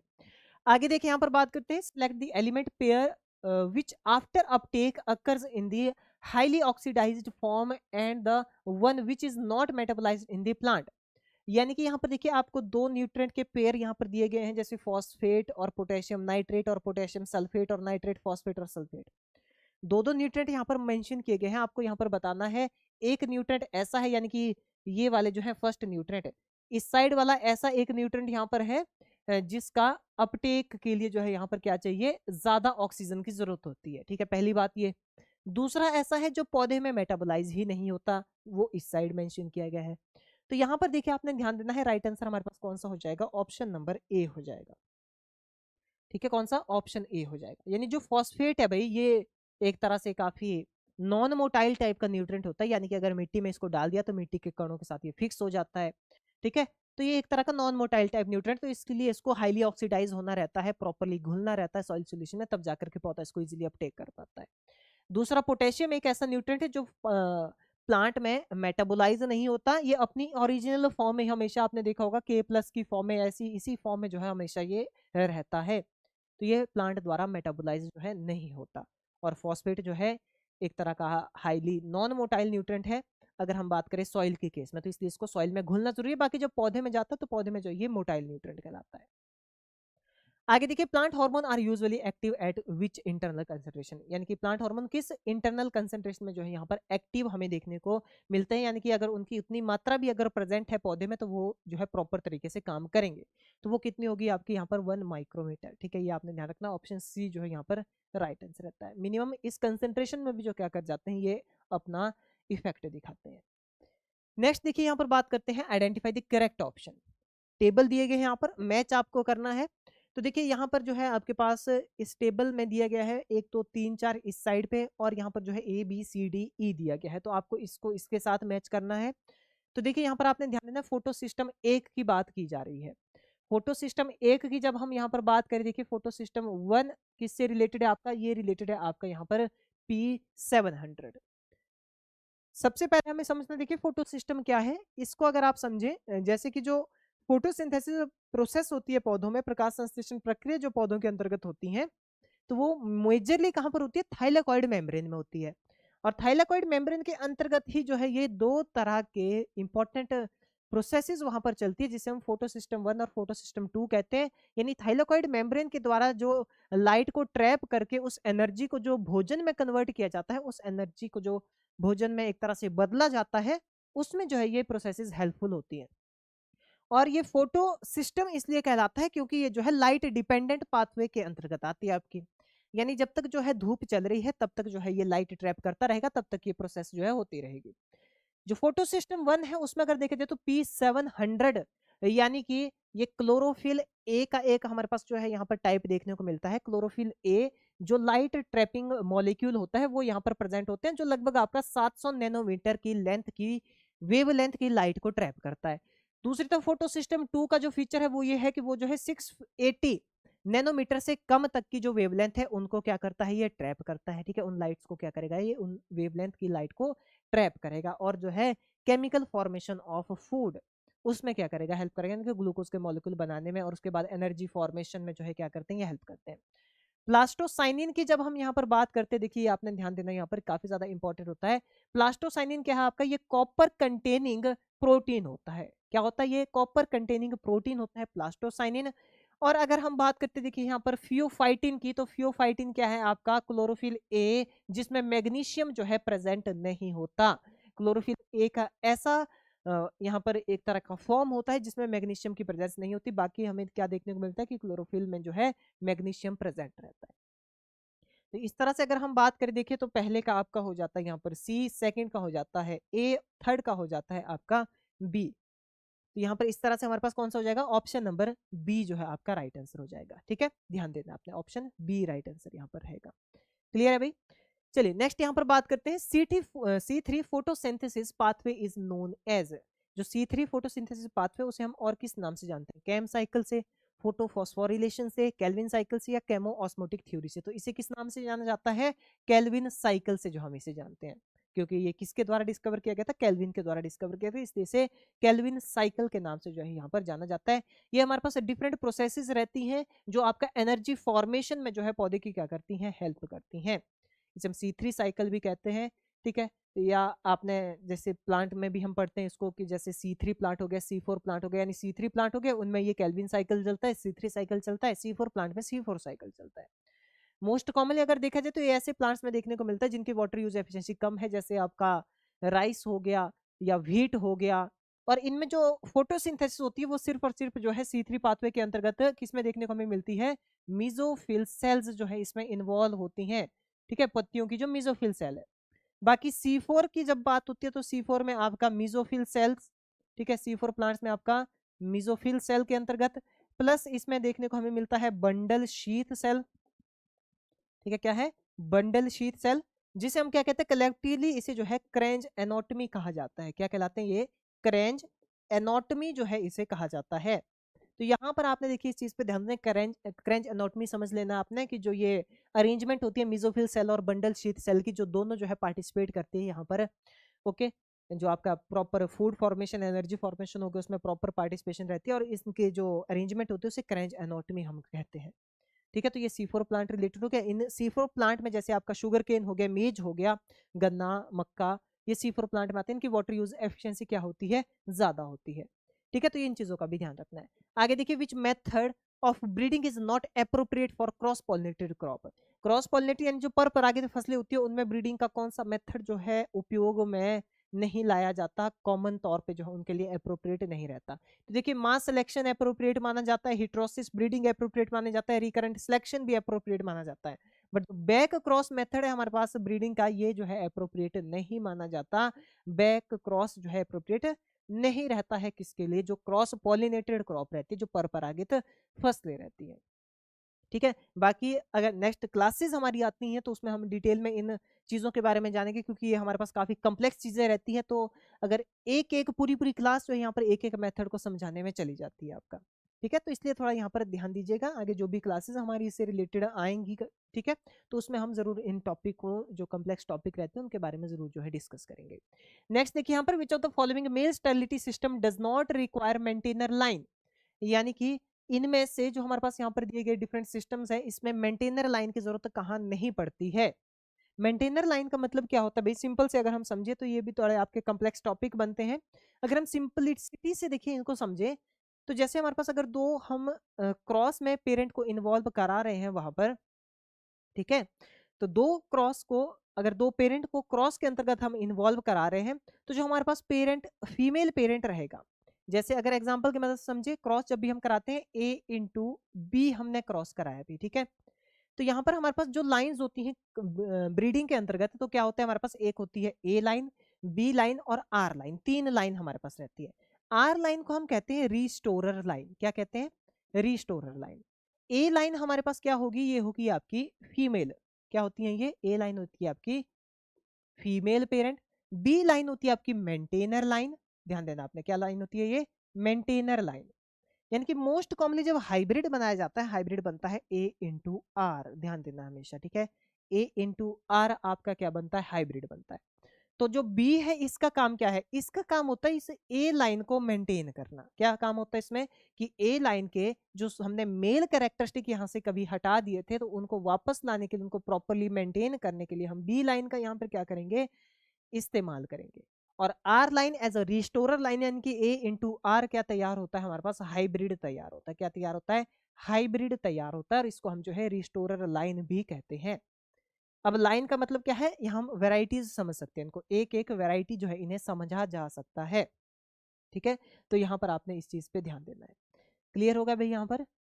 तो यहाँ पर अगर देखा जाए, देखिए तो जो ए लाइन और बी लाइन है ये दोनों सिमिलर होती है, जेनेटिकली क्या होंगी, सिमिलर, यानी कि ये एक ही वैरायटी होंगी। बट डिफरेंस क्या पाया जाएगा यहाँ पर कि इसमें से जो है ए लाइन से मेल को निष्क्रिय कर दिया जाता है, बी लाइन के अंतर्गत आपका मेल रखा जाता है, ताकि वो जो है इनमें जो ये पौधे हैं हमारे पास इनमें मेल कैरेक्टरिस्टिक को लेटर क्या कर सके, इंड्यूस कर सके या इंट्रोड्यूस कर सके।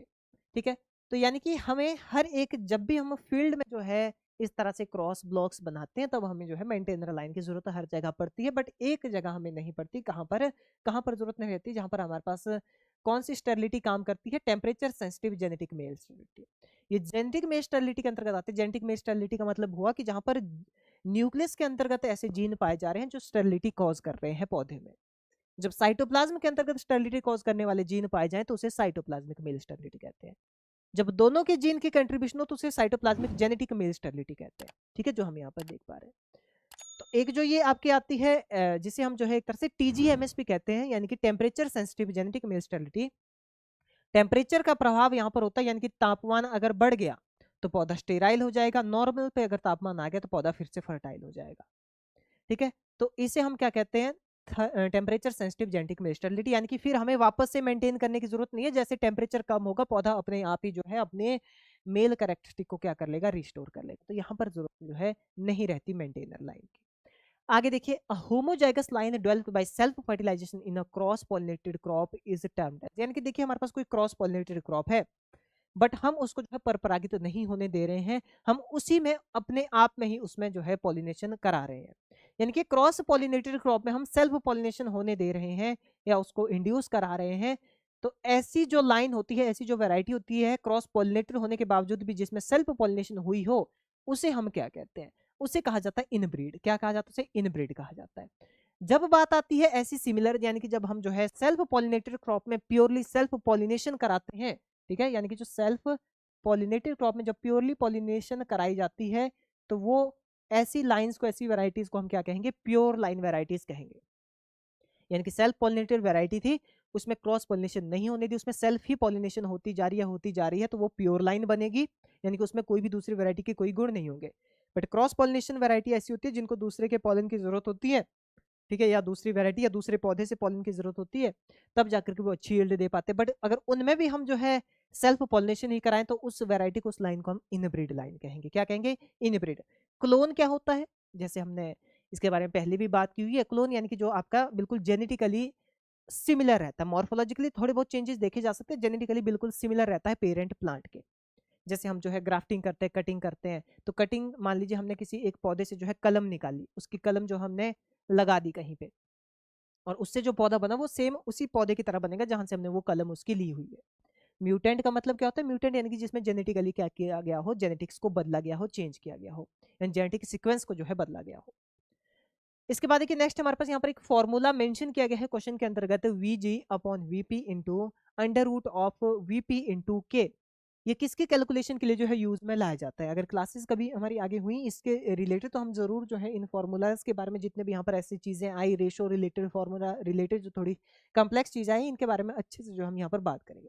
फिलहाल के लिए अगर हम देखें देखिए तो जेनेटिक एडवांस को पता करने के लिए, अनुवांशिक प्रगति को पता करने के लिए जिस फॉर्मूला को प्रॉपर्ली हम यूटिलाइज करते हैं जेनेटिक्स की फील्ड में, ब्रीडिंग की फील्ड में। ठीक है, नेक्स्ट देखिए यहाँ पर बात करते हैं, which international convention governs the protection of microorganism deposit for the purpose of patent protection and protection of plant varieties respectively। दो चीजों के बारे में मिलाकर के क्वेश्चन पूछा जा रहा है कि ऐसा कौन सा जो है इंटरनेशनल कन्वेंशन था जिसने जो है यहाँ पर, जिसके अंतर्गत से जो है सबसे पहले ये शुरुआत हुई कि जो माइक्रो ऑर्गेनिज्म है उनको हम पेटेंट करा सकते हैं। ठीक है, अगर किसी ने कोई माइक्रो ऑर्गेनिज्म ढूंढा है भाई तो उसको वो पेटेंट करा सकता है। पहली ये चीजें नहीं थी, माइक्रो ऑर्गेनिज्म पेटेंट की कैटेगरी से बाहर आते थे। बट एक ट्रीटी हमारे पास यहाँ पर देखने को हमें मिली, एक कन्वेंशन ऐसी देखने को मिली जिसके अंतर्गत जो है शुरुआत की गई, और वो शुरुआत जो है वर्ल्ड इंटेलेक्चुअल प्रॉपर्टी ऑर्गेनाइजेशन के अंतर्गत हुई, वीपो के अंतर्गत जो है वो शुरुआत हुई। एक चीज तो वो पूछी जा रही है। दूसरा पूछा जा रहा है प्लांट वैरायटी प्रोटेक्शन रिलेटेड जो पेटेंट प्रोवाइड करना होता है इंटरनेशनल लेवल पे, वो कौन सी अथॉरिटी जो है प्रोवाइड करती है, उसकी शुरुआत कहां से हुई थी। तो इस पे आपने ध्यान देना, देखिए बुडापेस्ट ट्रीटी, ठीक है, बुडापेस्ट ट्रीटी जो वीपो के अंतर्गत आती है, वीपो के एडमिनिस्ट्रेटिव स्ट्रक्चर के अंतर्गत हमें देखने को मिलती है, एडमिनिस्ट्रेटेड बाय वीपो हम कह सकते हैं बुडापेस्ट ट्रीटी, ठीक है, जो हंगरी में एक तरह से इसकी शुरुआत हुई, और इस ट्रीटी के आधार पे जो है फिर माइक्रो ऑर्गेनिज्म को जो है पेटेंट प्रोवाइड कराए जा सकते थे, इनके लिए भी पेटेंट लिए जा सकते थे। और इसके अलावा उपोव यानी कि international union for the protection of new varieties of plants, जो ये उपोव कन्वेंशन है, ये इंटरनेशनल ऑर्गेनाइजेशन जिसका जो हेडक्वार्टर आपका है वो जिनेवा स्विट्जरलैंड में लोकेटेड है। तो ये जो उपोव है इसने शुरुआत की कि जो भी प्लांट वेराइटीज अगर कोई नया तैयार कर रहा है, कोई ब्रीडर तैयार कर रहा है, तो उसको भी जो है यहाँ पर पेटेंट या अदर राइट्स के अंतर्गत जो है प्रोटेक्शन प्रोवाइड कराई जानी चाहिए। तो ये हमारे पास यहाँ पर राइट आंसर हो जाएगा, ये वेराइटी रिलेटेड हो गया, ये आपका माइक्रो ऑर्गेनिज्म रिलेटेड पेटेंट हो गया। क्लियर है। आगे देखिए बात करते हैं the concept of genotype and phenotype and pure line theory was introduced by, किसके द्वारा देखिए ये कंसेप्ट यहाँ पर इंट्रोड्यूस किया गया था, जीनोटाइप फिनोटाइप और प्योर लाइन थ्योरी वाला कंसेप्ट किसके द्वारा लाया गया। तो ध्यान रखना, देखिए ये साइंटिस्ट इन्वॉल्व थे इसमें, इन टर्मिनोलॉजीज को आपने ध्यान रखना है, जैसे जीनोटाइप हो गया, फिनोटाइप हो गया, प्योर लाइन थ्योरी हो गया, एक ही साइंटिस्ट ने वर्क किया जिनका नाम है डब्ल्यू जॉनसन, ठीक है, जॉनसन के द्वारा जो है ये प्योर लाइन थ्योरी भी दी गई, फिनोटाइप के बारे में भी दिया गया, जीनोटाइप कंसेप्ट भी जो है यहाँ पर प्रोवाइड कराया गया। अगर हम यहाँ पर बात करें, देखिए अदर जो साइंटिस्ट है, इंपॉर्टेंट साइंटिस्ट इन्वॉल्व है, तो यहाँ पर हमारे पास बायोलॉजिस्ट जो है मैक्सिमम देखने को मिलते हैं, जैसे जो वीजमैन है, देखिए इनका भी जो है एक तरह से जो डार्विन थ्योरी थी उनको सपोर्ट करते हुए जो है आगे इन्होंने भी जो है उस पर काम किया, ठीक है, डार्विनिज्म पे काम किया। फिर बात करें देखिए विलियम बेटसन की, तो जो टर्म जेनेटिक्स है वो विलियम बेटसन के द्वारा दी गई है, कौन सी भाई, टर्म जेनेटिक्स, टर्म जेनेटिक्स किसके द्वारा, विलियम बेटसन के द्वारा। फिर देखिए थॉमस हंट मॉर्गन यानी कि टीएच मॉर्गन, काफी फेमस नाम इनका रहता है, जिन्होंने जेनेटिक्स के एक्सपेरिमेंट किए किस पे, ड्रोसोफिला पे, यानी कि फ्रूट फ्लाई पे, देखिए इन्होंने काफी ज्यादा एक्सपेरिमेंट जो है जेनेटिक्स से रिलेटेड किए, तो वो इसलिए जाने जाते हैं यहाँ पर, ठीक है, तो ध्यान देना इन चीजों पे भी। आगे देखिए बात करते हैं maximum heterosis is likely to be manifested in which of the following, यानी कि सबसे ज्यादा अगर हम बात करें तो जो हिट्रोसिस है वो इनमें से किसके अंतर्गत देखने को मिल सकती है, ज्यादा किस क्रॉस में जो है ज्यादा हिट्रोसिस आती है। हिट्रोसिस का मतलब क्या है कि देखिए वैरायटी ए है, ये वैरायटी ए है, इसका क्रॉस हमने किसी वैरायटी बी से कराया है, ठीक है, इन दोनों में जो कैरेक्टरिस्टिक है, इन दोनों के क्रॉस से जो हमारे पास F1 बना, यानी कि जो वैरायटी सी हमारे पास यहाँ पर तैयार हुई, उनमें जो है इस वैरायटी सी में इन दोनों से ज्यादा गुण है, तो वो क्या कहलाएगा, वो जो है हिट्रोसिस कहलाता है, ये मैकेनिज्म क्या कहलाएगा, हिट्रोसिस कहलाता है। या हाइब्रिड विगर भी सिनोनिमसली कई बार इसके लिए यूज करते हैं, बट हाइब्रिड विगर थोड़ा अलग टर्मिनोलॉजी हमारे पास रहती है।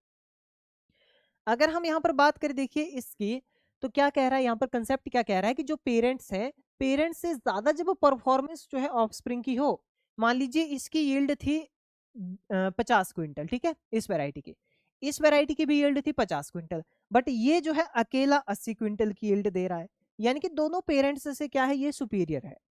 तो इस फिनोमिनन को हम क्या कहते हैं, इसे जो है हिट्रोसिस कहते हैं, यानी कि जब पेरेंट्स से ज्यादा जो है उनकी ऑफस्प्रिंग जो है क्या करे, प्रोडक्टिव हो, इस फिनोमिनन को हिट्रोसिस कहेगा। तो कहां पर ज्यादा दिखेगा ये, डबल क्रॉस हाइब्रिड में, थ्री वे क्रॉस हाइब्रिड में, सिंगल क्रॉस हाइब्रिड में ज्यादा दिखेगा, या डबल टॉप क्रॉस हाइब्रिड में हमें जो है ये ज्यादा देखने को मिलेगा।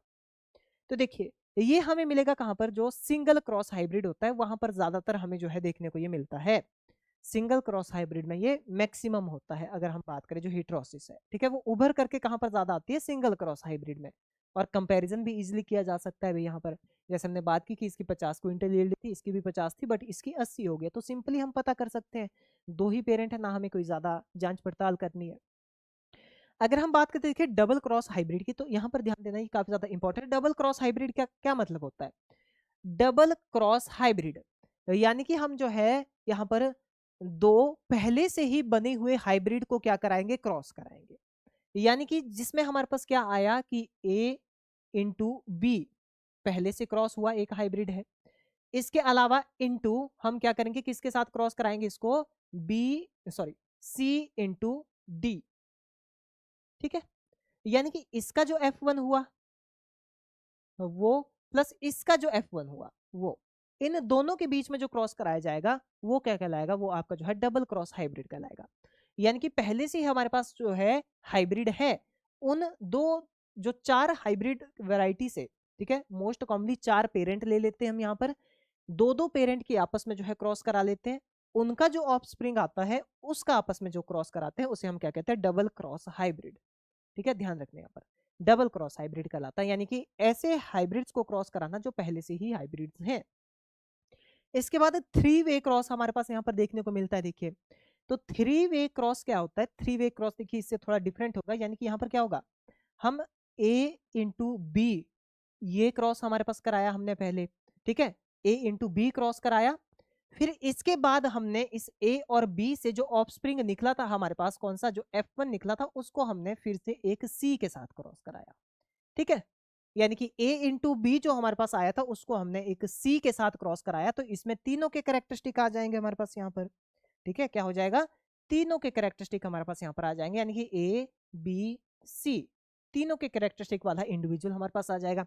ऊपर वाले केस में अगर हम बात करें तो हमारे पास ए बी सी डी इन चारों के कैरेक्टरिस्टिक वाला जो है एक हमारे पास ऑफस्प्रिंग तैयार हो जाएगी।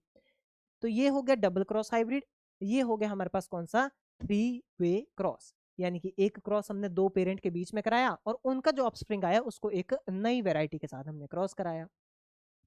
इसके बाद हमारे पास सिंगल क्रॉस हाइब्रिड आता है। सिंगल क्रॉस हाइब्रिड का मतलब हो गया ये वाला ए इंटू बी इक्वल टू सी, जो हमारे पास थर्ड आया, यानी कि इसमें जो कैरेक्टरिस्टिक होंगे वो किसके होंगे, वो होंगे ए और बी के। तो ये आपका होता है सिंगल क्रॉस हाइब्रिड। कौन सा, ये सिंगल क्रॉस हाइब्रिड है।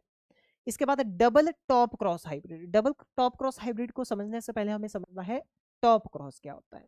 टॉप क्रॉस का मतलब क्या होता है कि एक आपके पास वैरायटी है, ठीक है, और एक वैरायटी का आप क्या करा रहे हैं, एक ओपन पॉलिनेटेड वैरायटी के साथ जो है क्रॉस करा रहे हैं, तो वो आपका क्या कहलाता है, टॉप क्रॉस कहलाता है। यानी कि जब भी हम किसी वैरायटी का क्रॉस एक ओपन पॉलिनेटेड वैरायटी के साथ कराते हैं तो वो आपका टॉप क्रॉस कहलाता है। और यहाँ पर डबल टॉप क्रॉस की बात की जा रही है, यानी कि कैसा कैसा क्रॉस होगा हमारे पास यहाँ पर, ए इंटू ये जो हमारे पास ओपीवी हो गया, ठीक है, एक ओपीवी, दूसरा ये एक हो गया, ठीक है, इसका F1, दूसरी तरफ हमारे पास आता है कौन सा, सेकंड हमारे पास आएगा बी वैरायटी है, उसका भी आपने ओपीवी के साथ जो है क्रॉस कराया है, ओपन पॉलिनेटेड वैरायटी के साथ। तो इनके बीच का जो अब क्रॉस बनेगा, ठीक है, वो क्या होगा, यानी कि जहां पर आपका ए बी और ओपन पॉलिनेटेड वैरायटी, ये तीनों चीजों का जो है एक तरह का कॉम्पोनेशन या एक तरह का कंप्लीट कॉम्बिनेशन जो है हमारे पास यहाँ पर तैयार हो जाएगा।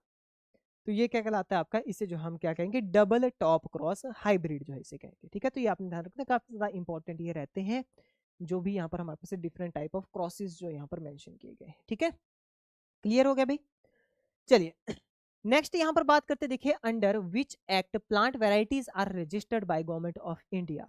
जैसे देखिए उपोव की जब हमने यहाँ पर बात की, जो आपका international union for protection of new varieties of plant है, ठीक है, इसकी फुल फॉर्म ही इस तरह से रहती है, बाकी तो आपका अलग भाषा में हमें देखने को मिलता है। अगर हम इंग्लिश में समझे इसका तो यही रहता है कि international union for the protection of new varieties of plant, ठीक है, उपोव हो गया। तो देखिए जो उपोव है वो इंटरनेशनल लेवल पे क्या करता है, वैराइटल प्रोटेक्शन रिलेटेड काम करता है। यानी कि अगर कोई अपनी वैरायटी को रजिस्टर कराना चाह रहा है, प्रोटेक्शन प्रोवाइड कराना चाह रहा है, तो इंटरनेशनल लेवल पे तो उपोव के अंतर्गत करा सकता है। बट इंडिया का अपना जो है ये एक सिस्टम है, तो इंडिया उपोव के अंतर्गत नहीं आता है, इंडिया का अपना सिस्टम है, तो वो आपने ध्यान रखना है, वो कौन सा है, वो है पीपीवी एंड एफआरए, ठीक है। कौन सा है, पीपीवी एंड एफआरए, यानी कि protection of plant variety and farmers right act 2001, ठीक है, ध्यान रखना है। पीपीवी एंड एफआरए क्या हुआ, protection of plant variety and farmer right act 2001 में ये एक्ट आया था। इस एक्ट के अंतर्गत अगर हम यहाँ पर समझे, देखिए तो यहाँ पर आपका ओवरऑल प्रोटेक्शन, चाहे ब्रीडर हो, रिसर्चर हो या फार्मर हो, तीनों के लिए जो है यहाँ पर डिफरेंट राइट्स जो है इस एक्ट के अंतर्गत मेंशन किए गए हैं। यानी कि फार्मर है वो सीड प्रोड्यूस भी कर सकता है, अपनी वैरायटी को जो है as a farmer variety register भी करवा सकता है। रिसर्चर है वो किसी भी वैरायटी पे रिसर्च कर सकता है, अगर उसे मॉडिफाई करना चाहे तो ब्रीडर से परमिशन लेकर के कर सकता है। अगर बात करते हैं ब्रीडर की, तो ब्रीडर के पास ये ओवरऑल राइट है कि वो वैराइटल डेवलपमेंट जो है इजीली कर सकता है और अपने नाम से जो है वो वैरायटी को रजिस्टर करवा सकता है। ठीक है। तो ये इंडिया का अपना सिस्टम है, तो इंडिया उपोव को फॉलो नहीं करता, इंडिया का अपना पीपीवी एंड एफआरए जो है वेराइटल प्रोटेक्शन के अंतर्गत आता है। आगे देखिए नेक्स्ट बात करते हैं, how many different phenotypes and genotypes will be recovered in the F2 if the F1 is heterozygous for 4 gene. देखिए क्वेश्चन यहाँ पर प्रैक्टिकल क्वेश्चन पूछा जा रहा है आपसे। यहाँ पर पूछा गया कि देखिए यदि F1 संतति में जो है 4 जीन विषम युग्मजी हैं, यानी कि अगर 4 जीन जो है F1 के अंतर्गत हमें हेटेरोजाइगस देखने को मिलते हैं। होमोजाइगस हेटेरोजाइगस समझ लेते हैं, जैसे ये पेयर है हमारे पास जीन का, ये कैसा दिख रहा है आपको, सिमिलर दिख रहा है। ये पेयर है हमारे पास जीन का, ये हमें डिसिमिलर सा दिख रहा है। ये पेयर है हमारे पास जीन का, ये भी हमें सिमिलर दिख रहा है। यानी कि इसमें दोनों स्मॉल ए है, इसमें दोनों कैपिटल ए है, बट इसमें एक कैपिटल एक स्मॉल ए हो गया, यानी कि ये हेटेरोजाइगस हो गया। ठीक है, तो समझ लेना आपने, ये होमोजाइगस, ये होमोजाइगस, ये हेटेरोजाइगस। क्लियरली समझ गए होमोजाइगस हेटेरोजाइगस क्या होता है। यानी कि जहां पर एक पेयर में जो जीन कॉम्बिनेशन है हमें सेम मिले तो वो आपका होमोजाइगस हो गया, जहां पर डिफरेंट हमें मिले तो वो आपका हेटेरोजाइगस हो गया। ठीक है, अब देखिए यहाँ पर पूछा गया कि 4 हेटेरोजाइगस है भाई, तो अच्छे से समझना इस चीज को। 4 हेटेरोजाइगस के बारे में पूछा गया, यानी कि इस तरह से A B B, C and C, D and D. ठीक है, तो F1 के अंतर्गत हमारे पास ये कंडीशन दे दी गई, 4 हेटेरोजाइगस हमारे पास मान लीजिए यहाँ पर प्रेजेंट है। ठीक है, तो ये यहाँ पर कहा गया कि अगर 4 जीन्स जो है यहाँ पर कैसे हैं, हेटेरोजाइगस जो है जिनमें 4 जीन्स प्रेजेंट है। ठीक है, और इसके बाद अगर हम बात करें तो जीनोटाइप विल F2 में जो है यहाँ पर क्या जीनोटाइप हमें जो है देखने को मिलेगा भाई, ये भी यहाँ पर पूछा जा रहा है इस अकॉर्डिंग। तो देखिए ये जो हमारे पास है हर एक कितने के लिए कंट्रीब्यूट करेगा, इसकी अगर हम समझे यहाँ पर, तो हर एक से कितना बन सकता है भाई, यानी कि अगर हम जो है क्रॉस कराएं इस तरह से, इस तरह से अगर हम यहाँ पर क्रॉस कराएं तो कितने हमारे पास जो है यहाँ पर बनेंगे, इससे पेयर कितने बन सकते हैं हमारे पास क्रॉस के माध्यम से, तो 3 बनेंगे। कितने आ सकते हैं यहाँ पर, 3 टाइप के हमारे पास जीनोटाइप आ जाएंगे, एक बार में 3 टाइप के जीनोटाइप आएंगे। फिनोटाइप के भी यहाँ पर पूछा गया, तो फिनोटाइप के बारे में भी हम समझेंगे। इससे 3 तरह के जीनोटाइप बन सकते हैं, कौन कौन से बन सकते हैं भाई, ए इंटू ए बन सकता है, तो ये वाला जीनोटाइप हो गया। ठीक है, इसके अलावा अगर हम बात करें, देखिए ये वाला हेटेरोजाइगस भी हमारे पास यहाँ पर तैयार हो सकता है। इसके अलावा हमारे पास कौन सा बन सकता है यहाँ पर, ये वाला हेटेरोजाइगस सॉरी होमोजाइगस तैयार हो सकता है। तो ये 3 टाइप के कॉम्बिनेशन हम जो है इनसे तैयार कर सकते हैं। ठीक है, 3 कॉम्बिनेशन हमारे बन गए। ओके,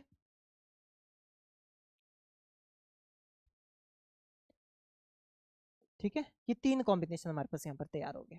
क्लियर है, अब हमें यहाँ पर क्या देखना है, पूछा क्या जा रहा है हमसे कि कॉम्बिनेशन जीनोटाइप का क्या होगा। तो देखिए 3 टाइप के हमारे पास तैयार हो रहे हैं, यानी कि जेनेटिक बेसिस जब भी हम काउंट करते हैं तो हमारे पास 3 फैक्टर होते हैं। या तो हमारे पास होमोजाइगस डोमिनेंट होगा, जो ये है ये डोमिनेंट होता है, यानी कि अपना प्रभाव दिखाते हैं। जो स्मॉल में रहते हैं वो क्या होते हैं, वो रिसेसिव होते हैं, यानी कि इनका प्रभाव जो है छुप जाता है जब डोमिनेंट प्रेजेंट हो। और यहाँ पर हमारे पास डोमिनेंस ही देखने को मिलती है। बट जो पेयर है जीनोटिपिकली वो हेटेरोजाइगस है, बट ज्यादातर अपने आप को शो कौन करेगा, ये जो कैपिटल ए है यही शो करेगा अपने इफेक्ट को। ठीक है, तो ये 3 है, तो इसलिए जीनोटाइप को हम जो है किस फॉर्मूला से 3n से कैलकुलेट करते हैं, जीनोटाइप बेसिस को 3n से कैलकुलेट करते हैं। यानी कि 3n, n क्या है यहाँ पर, नंबर ऑफ जीनोटाइप है, कितने दिए गए हैं, 4 दिए गए हैं। कितने दिए गए हैं, 4 यहाँ पर हमारे पास दिए गए हैं। ओवरऑल जीनोटाइप कितने बन रहे हैं, 1 से 3 बन रहे हैं। ठीक है, तो इसलिए 3n रहता है हमारे पास। तो यहाँ पर अगर हम बात करें तो इस फॉर्मूला के अकॉर्डिंग इन जीनोटाइप के लिए हमारे पास क्या इक्वेशन तैयार होकर के आ जाएगी, 3⁴। ठीक है, 3⁴ कितना आ जाता है हमारे पास भाई, यहाँ पर 3 इंटू 1 हो जाएगा 3। ठीक है, इसके अलावा 3 इंटू 3 कितना हो जाएगा हमारे पास 9।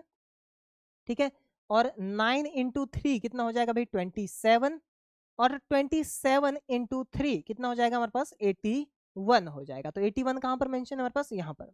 तो ये तो हो गया हमारे पास कौन सा, जीनोटाइप का निकल गया। यानी कि ऑप्शन आंसर तो हमारे पास कौन सा आ जाएगा, यही आ जाएगा आंसर हमारे पास। ठीक है, ऑप्शन नंबर बी, अभी नेक्स्ट भी समझेंगे इसको। ये हो गया हमारे पास आंसर यहाँ पर, क्योंकि एक चीज का हमने क्लियरली पता कर लिया कि क्या आ रहा है हमारे पास, 81 आ रहा है। ठीक है, तो ये हो गया हमारे पास जीनोटाइप कंप्लीटली। ठीक है, जब हमने इसको देखा यहाँ पर, अब फिनोटाइप की बात आती है, यानी कि अब अदर अगर हम जेनेटिक्स से देखें तो जेनेटिक्स में तो ये 3 चीजें नजर आएंगी हमारे को, या तो डोमिनेंस दिखेगी, या रिसेसिव दिखेगा, या हमारे पास जो है इस तरह का एक हेटेरोजाइगस पेयर दिखेगा। ठीक है, यानी कि या तो डोमिनेंट होमोजाइगस, या रिसेसिव होमोजाइगस, या हेटेरोजाइगस, ये 3 कंडीशन है, तब 3n रहता है। बट जब हम फिनोटाइप की बात करते हैं, इस पे ध्यान देना, जब फिनोटाइप की बात की जाती है तो फिनोटाइप में हमारे पास जो है किस तरह के पेयर दिखते हैं, फिनोटाइप के अंतर्गत हमारे पास जो है दो ही कंडीशन आती है, एक होगी आपका डोमिनेंट वाला, ठीक है, एक होगी डोमिनेंट कंडीशन और दूसरी होगी रिसेसिव कंडीशन, सिर्फ दो ही। यानी कि अगर देखिए मान लीजिए कलर के लिए कंट्रीब्यूट कर रहे हैं, ये कैपिटल ए जो है लाल कलर देता है, स्मॉल ए व्हाइट कलर देता है, ठीक है।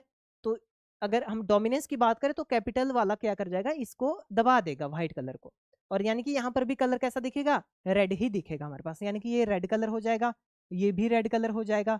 जहां पर डोमिनेंट नहीं होगा वहां पर ये खुद को शो करेगा, तो यहाँ पर व्हाइट कलर हो जाएगा। अब यहाँ पर अगर हम समझे देखिए तो क्लियरली क्या दिख रहा है हमारे पास यहाँ पर कि जीनोटाइप में तो 3 है, बट बाहर फिनोटाइप का मतलब क्या है कि पौधा देखने में कैसा होगा। तो यहाँ पर देखने में तो हमें दो ही कलर दिखेंगे, जीन किसने देखे भी, आंखों से थोड़ी हम जीन देख सकते हैं कि अंदर क्या है, बट हमें दो ही कलर दिख रहे हैं, तो इसलिए हम फिनोटाइप को 2n से क्या करते हैं, 2n के थ्रू जो है इसको कैलकुलेट किया जाता है, ठीक है। 2n का मतलब क्या हो जाएगा हमारे पास यहाँ पर, 2n क्या हो जाएगा, 2 raised to power 4 हमारे पास हो जाएगा, भी सिंपल सी बात है, क्योंकि 4 जीनोटाइप हमारे पास दिए गए थे।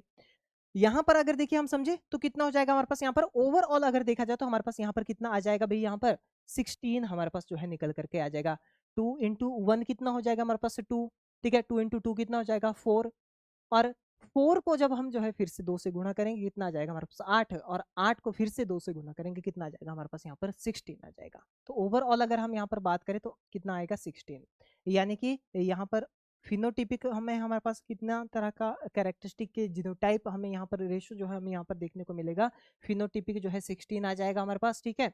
जो युग्मजी बनेगा कितना बनेगा यहाँ पर 16, यहाँ पर कितना बनेगा हमारे पास 81 बनेगा। तो यहाँ पर आपने ध्यान देना है, ठीक है, काफी ज्यादा इंपॉर्टेंट ये भी रहता है।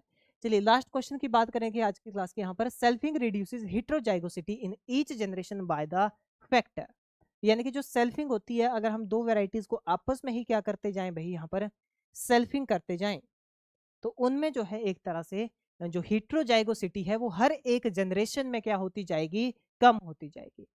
कितनी कम होती जाएगी ये आपको जो है यहाँ पर बताना है। हाफ जो है वो कम होती जाती है, यानी कि आधा आधा जो है वो घटती जाती है उसमें जो हेटेरोजाइगोसिटी है, यानी कि जैसे कि अगर किसी में 4 जो है हेटेरोजाइगस पेयर थे, एक बार अगर उसकी सेल्फिंग कराई तो वो 2 ही रह जाएंगे, फिर से कराई तो वो 1 ही रह जाएगा, ठीक है, ये यहाँ पर कहा जा रहा है, ठीक है। तो यही हमारे पास राइट आंसर होगा, यानी कि हाफ हो जाता है जब भी जो है यहाँ पर हम क्या करते हैं, सेल्फिंग करते हैं। तो हेटेरोजाइगोसिटी जो है हर एक जनरेशन के आधार पे यहाँ पर हाफ होती जाती है, 4 से 2, 2 से 1, ठीक है। इस तरह से जो हेटेरोजाइगोसिटी में क्या आता जाता है, कमी आती जाती है, और होमोजाइगोसिटी जो है यहाँ पर बढ़ती जाती है। क्लियर हो गया। तो इस तरह से देखिए कंप्लीटली हमने नेक्स्ट 30 क्वेश्चंस के बारे में यहाँ पर बात की। बाकी बच्चे नेक्स्ट क्वेश्चन जो हम नेक्स्ट एक और क्लास के माध्यम से जो यहाँ पर करेंगे, और कंप्लीट जो है हमारी नेक्स्ट क्लास की मदद से ये सीरीज हो जाएगी आपका, जिसमें कंप्लीटली हमने जो है एडीए के प्रीवियस ईयर पेपर के बारे में डिस्कस किया। तो देखिए क्वेश्चन हमारे पास ऐसा नहीं कह सकते हम कि बिल्कुल नॉर्मल क्वेश्चन थे, यहाँ पर देखा जाए तो टफ टू हार्ड लेवल का जो है आपका ये एग्जाम रहता है, बट हार्ड तभी तक रहता है जब तक हम क्लियरली जो है ना समझे इन चीजों को और ना पढ़े इन चीजों को, ठीक है। और जैसे जितना ज्यादा सही से हम जो है यहाँ पर स्टडी करते जाते हैं उतना ज्यादा इजी हमारे लिए होता जाता है। तो उम्मीद करते हैं ये भी क्लास आपके लिए काफी ज्यादा हेल्पफुल रही होगी। अपने दोस्तों के साथ शेयर जरूर कीजिएगा, कमेंट जरूर कीजिएगा, और वीडियो को लाइक जरूर कीजिएगा, और चैनल पर पहली बार आए हैं तो चैनल को सब्सक्राइब जरूर कीजिएगा। बाकी नेक्स्ट क्लास में जुड़ना ना भूलें, बेल आइकन को प्रेस करके रख लीजिए ताकि नेक्स्ट क्लास की जो नोटिफिकेशन है वो आपको मिल जाए। तो चलिए मिलते हैं नेक्स्ट क्लास में, तब तक के लिए थैंक यू, धन्यवाद।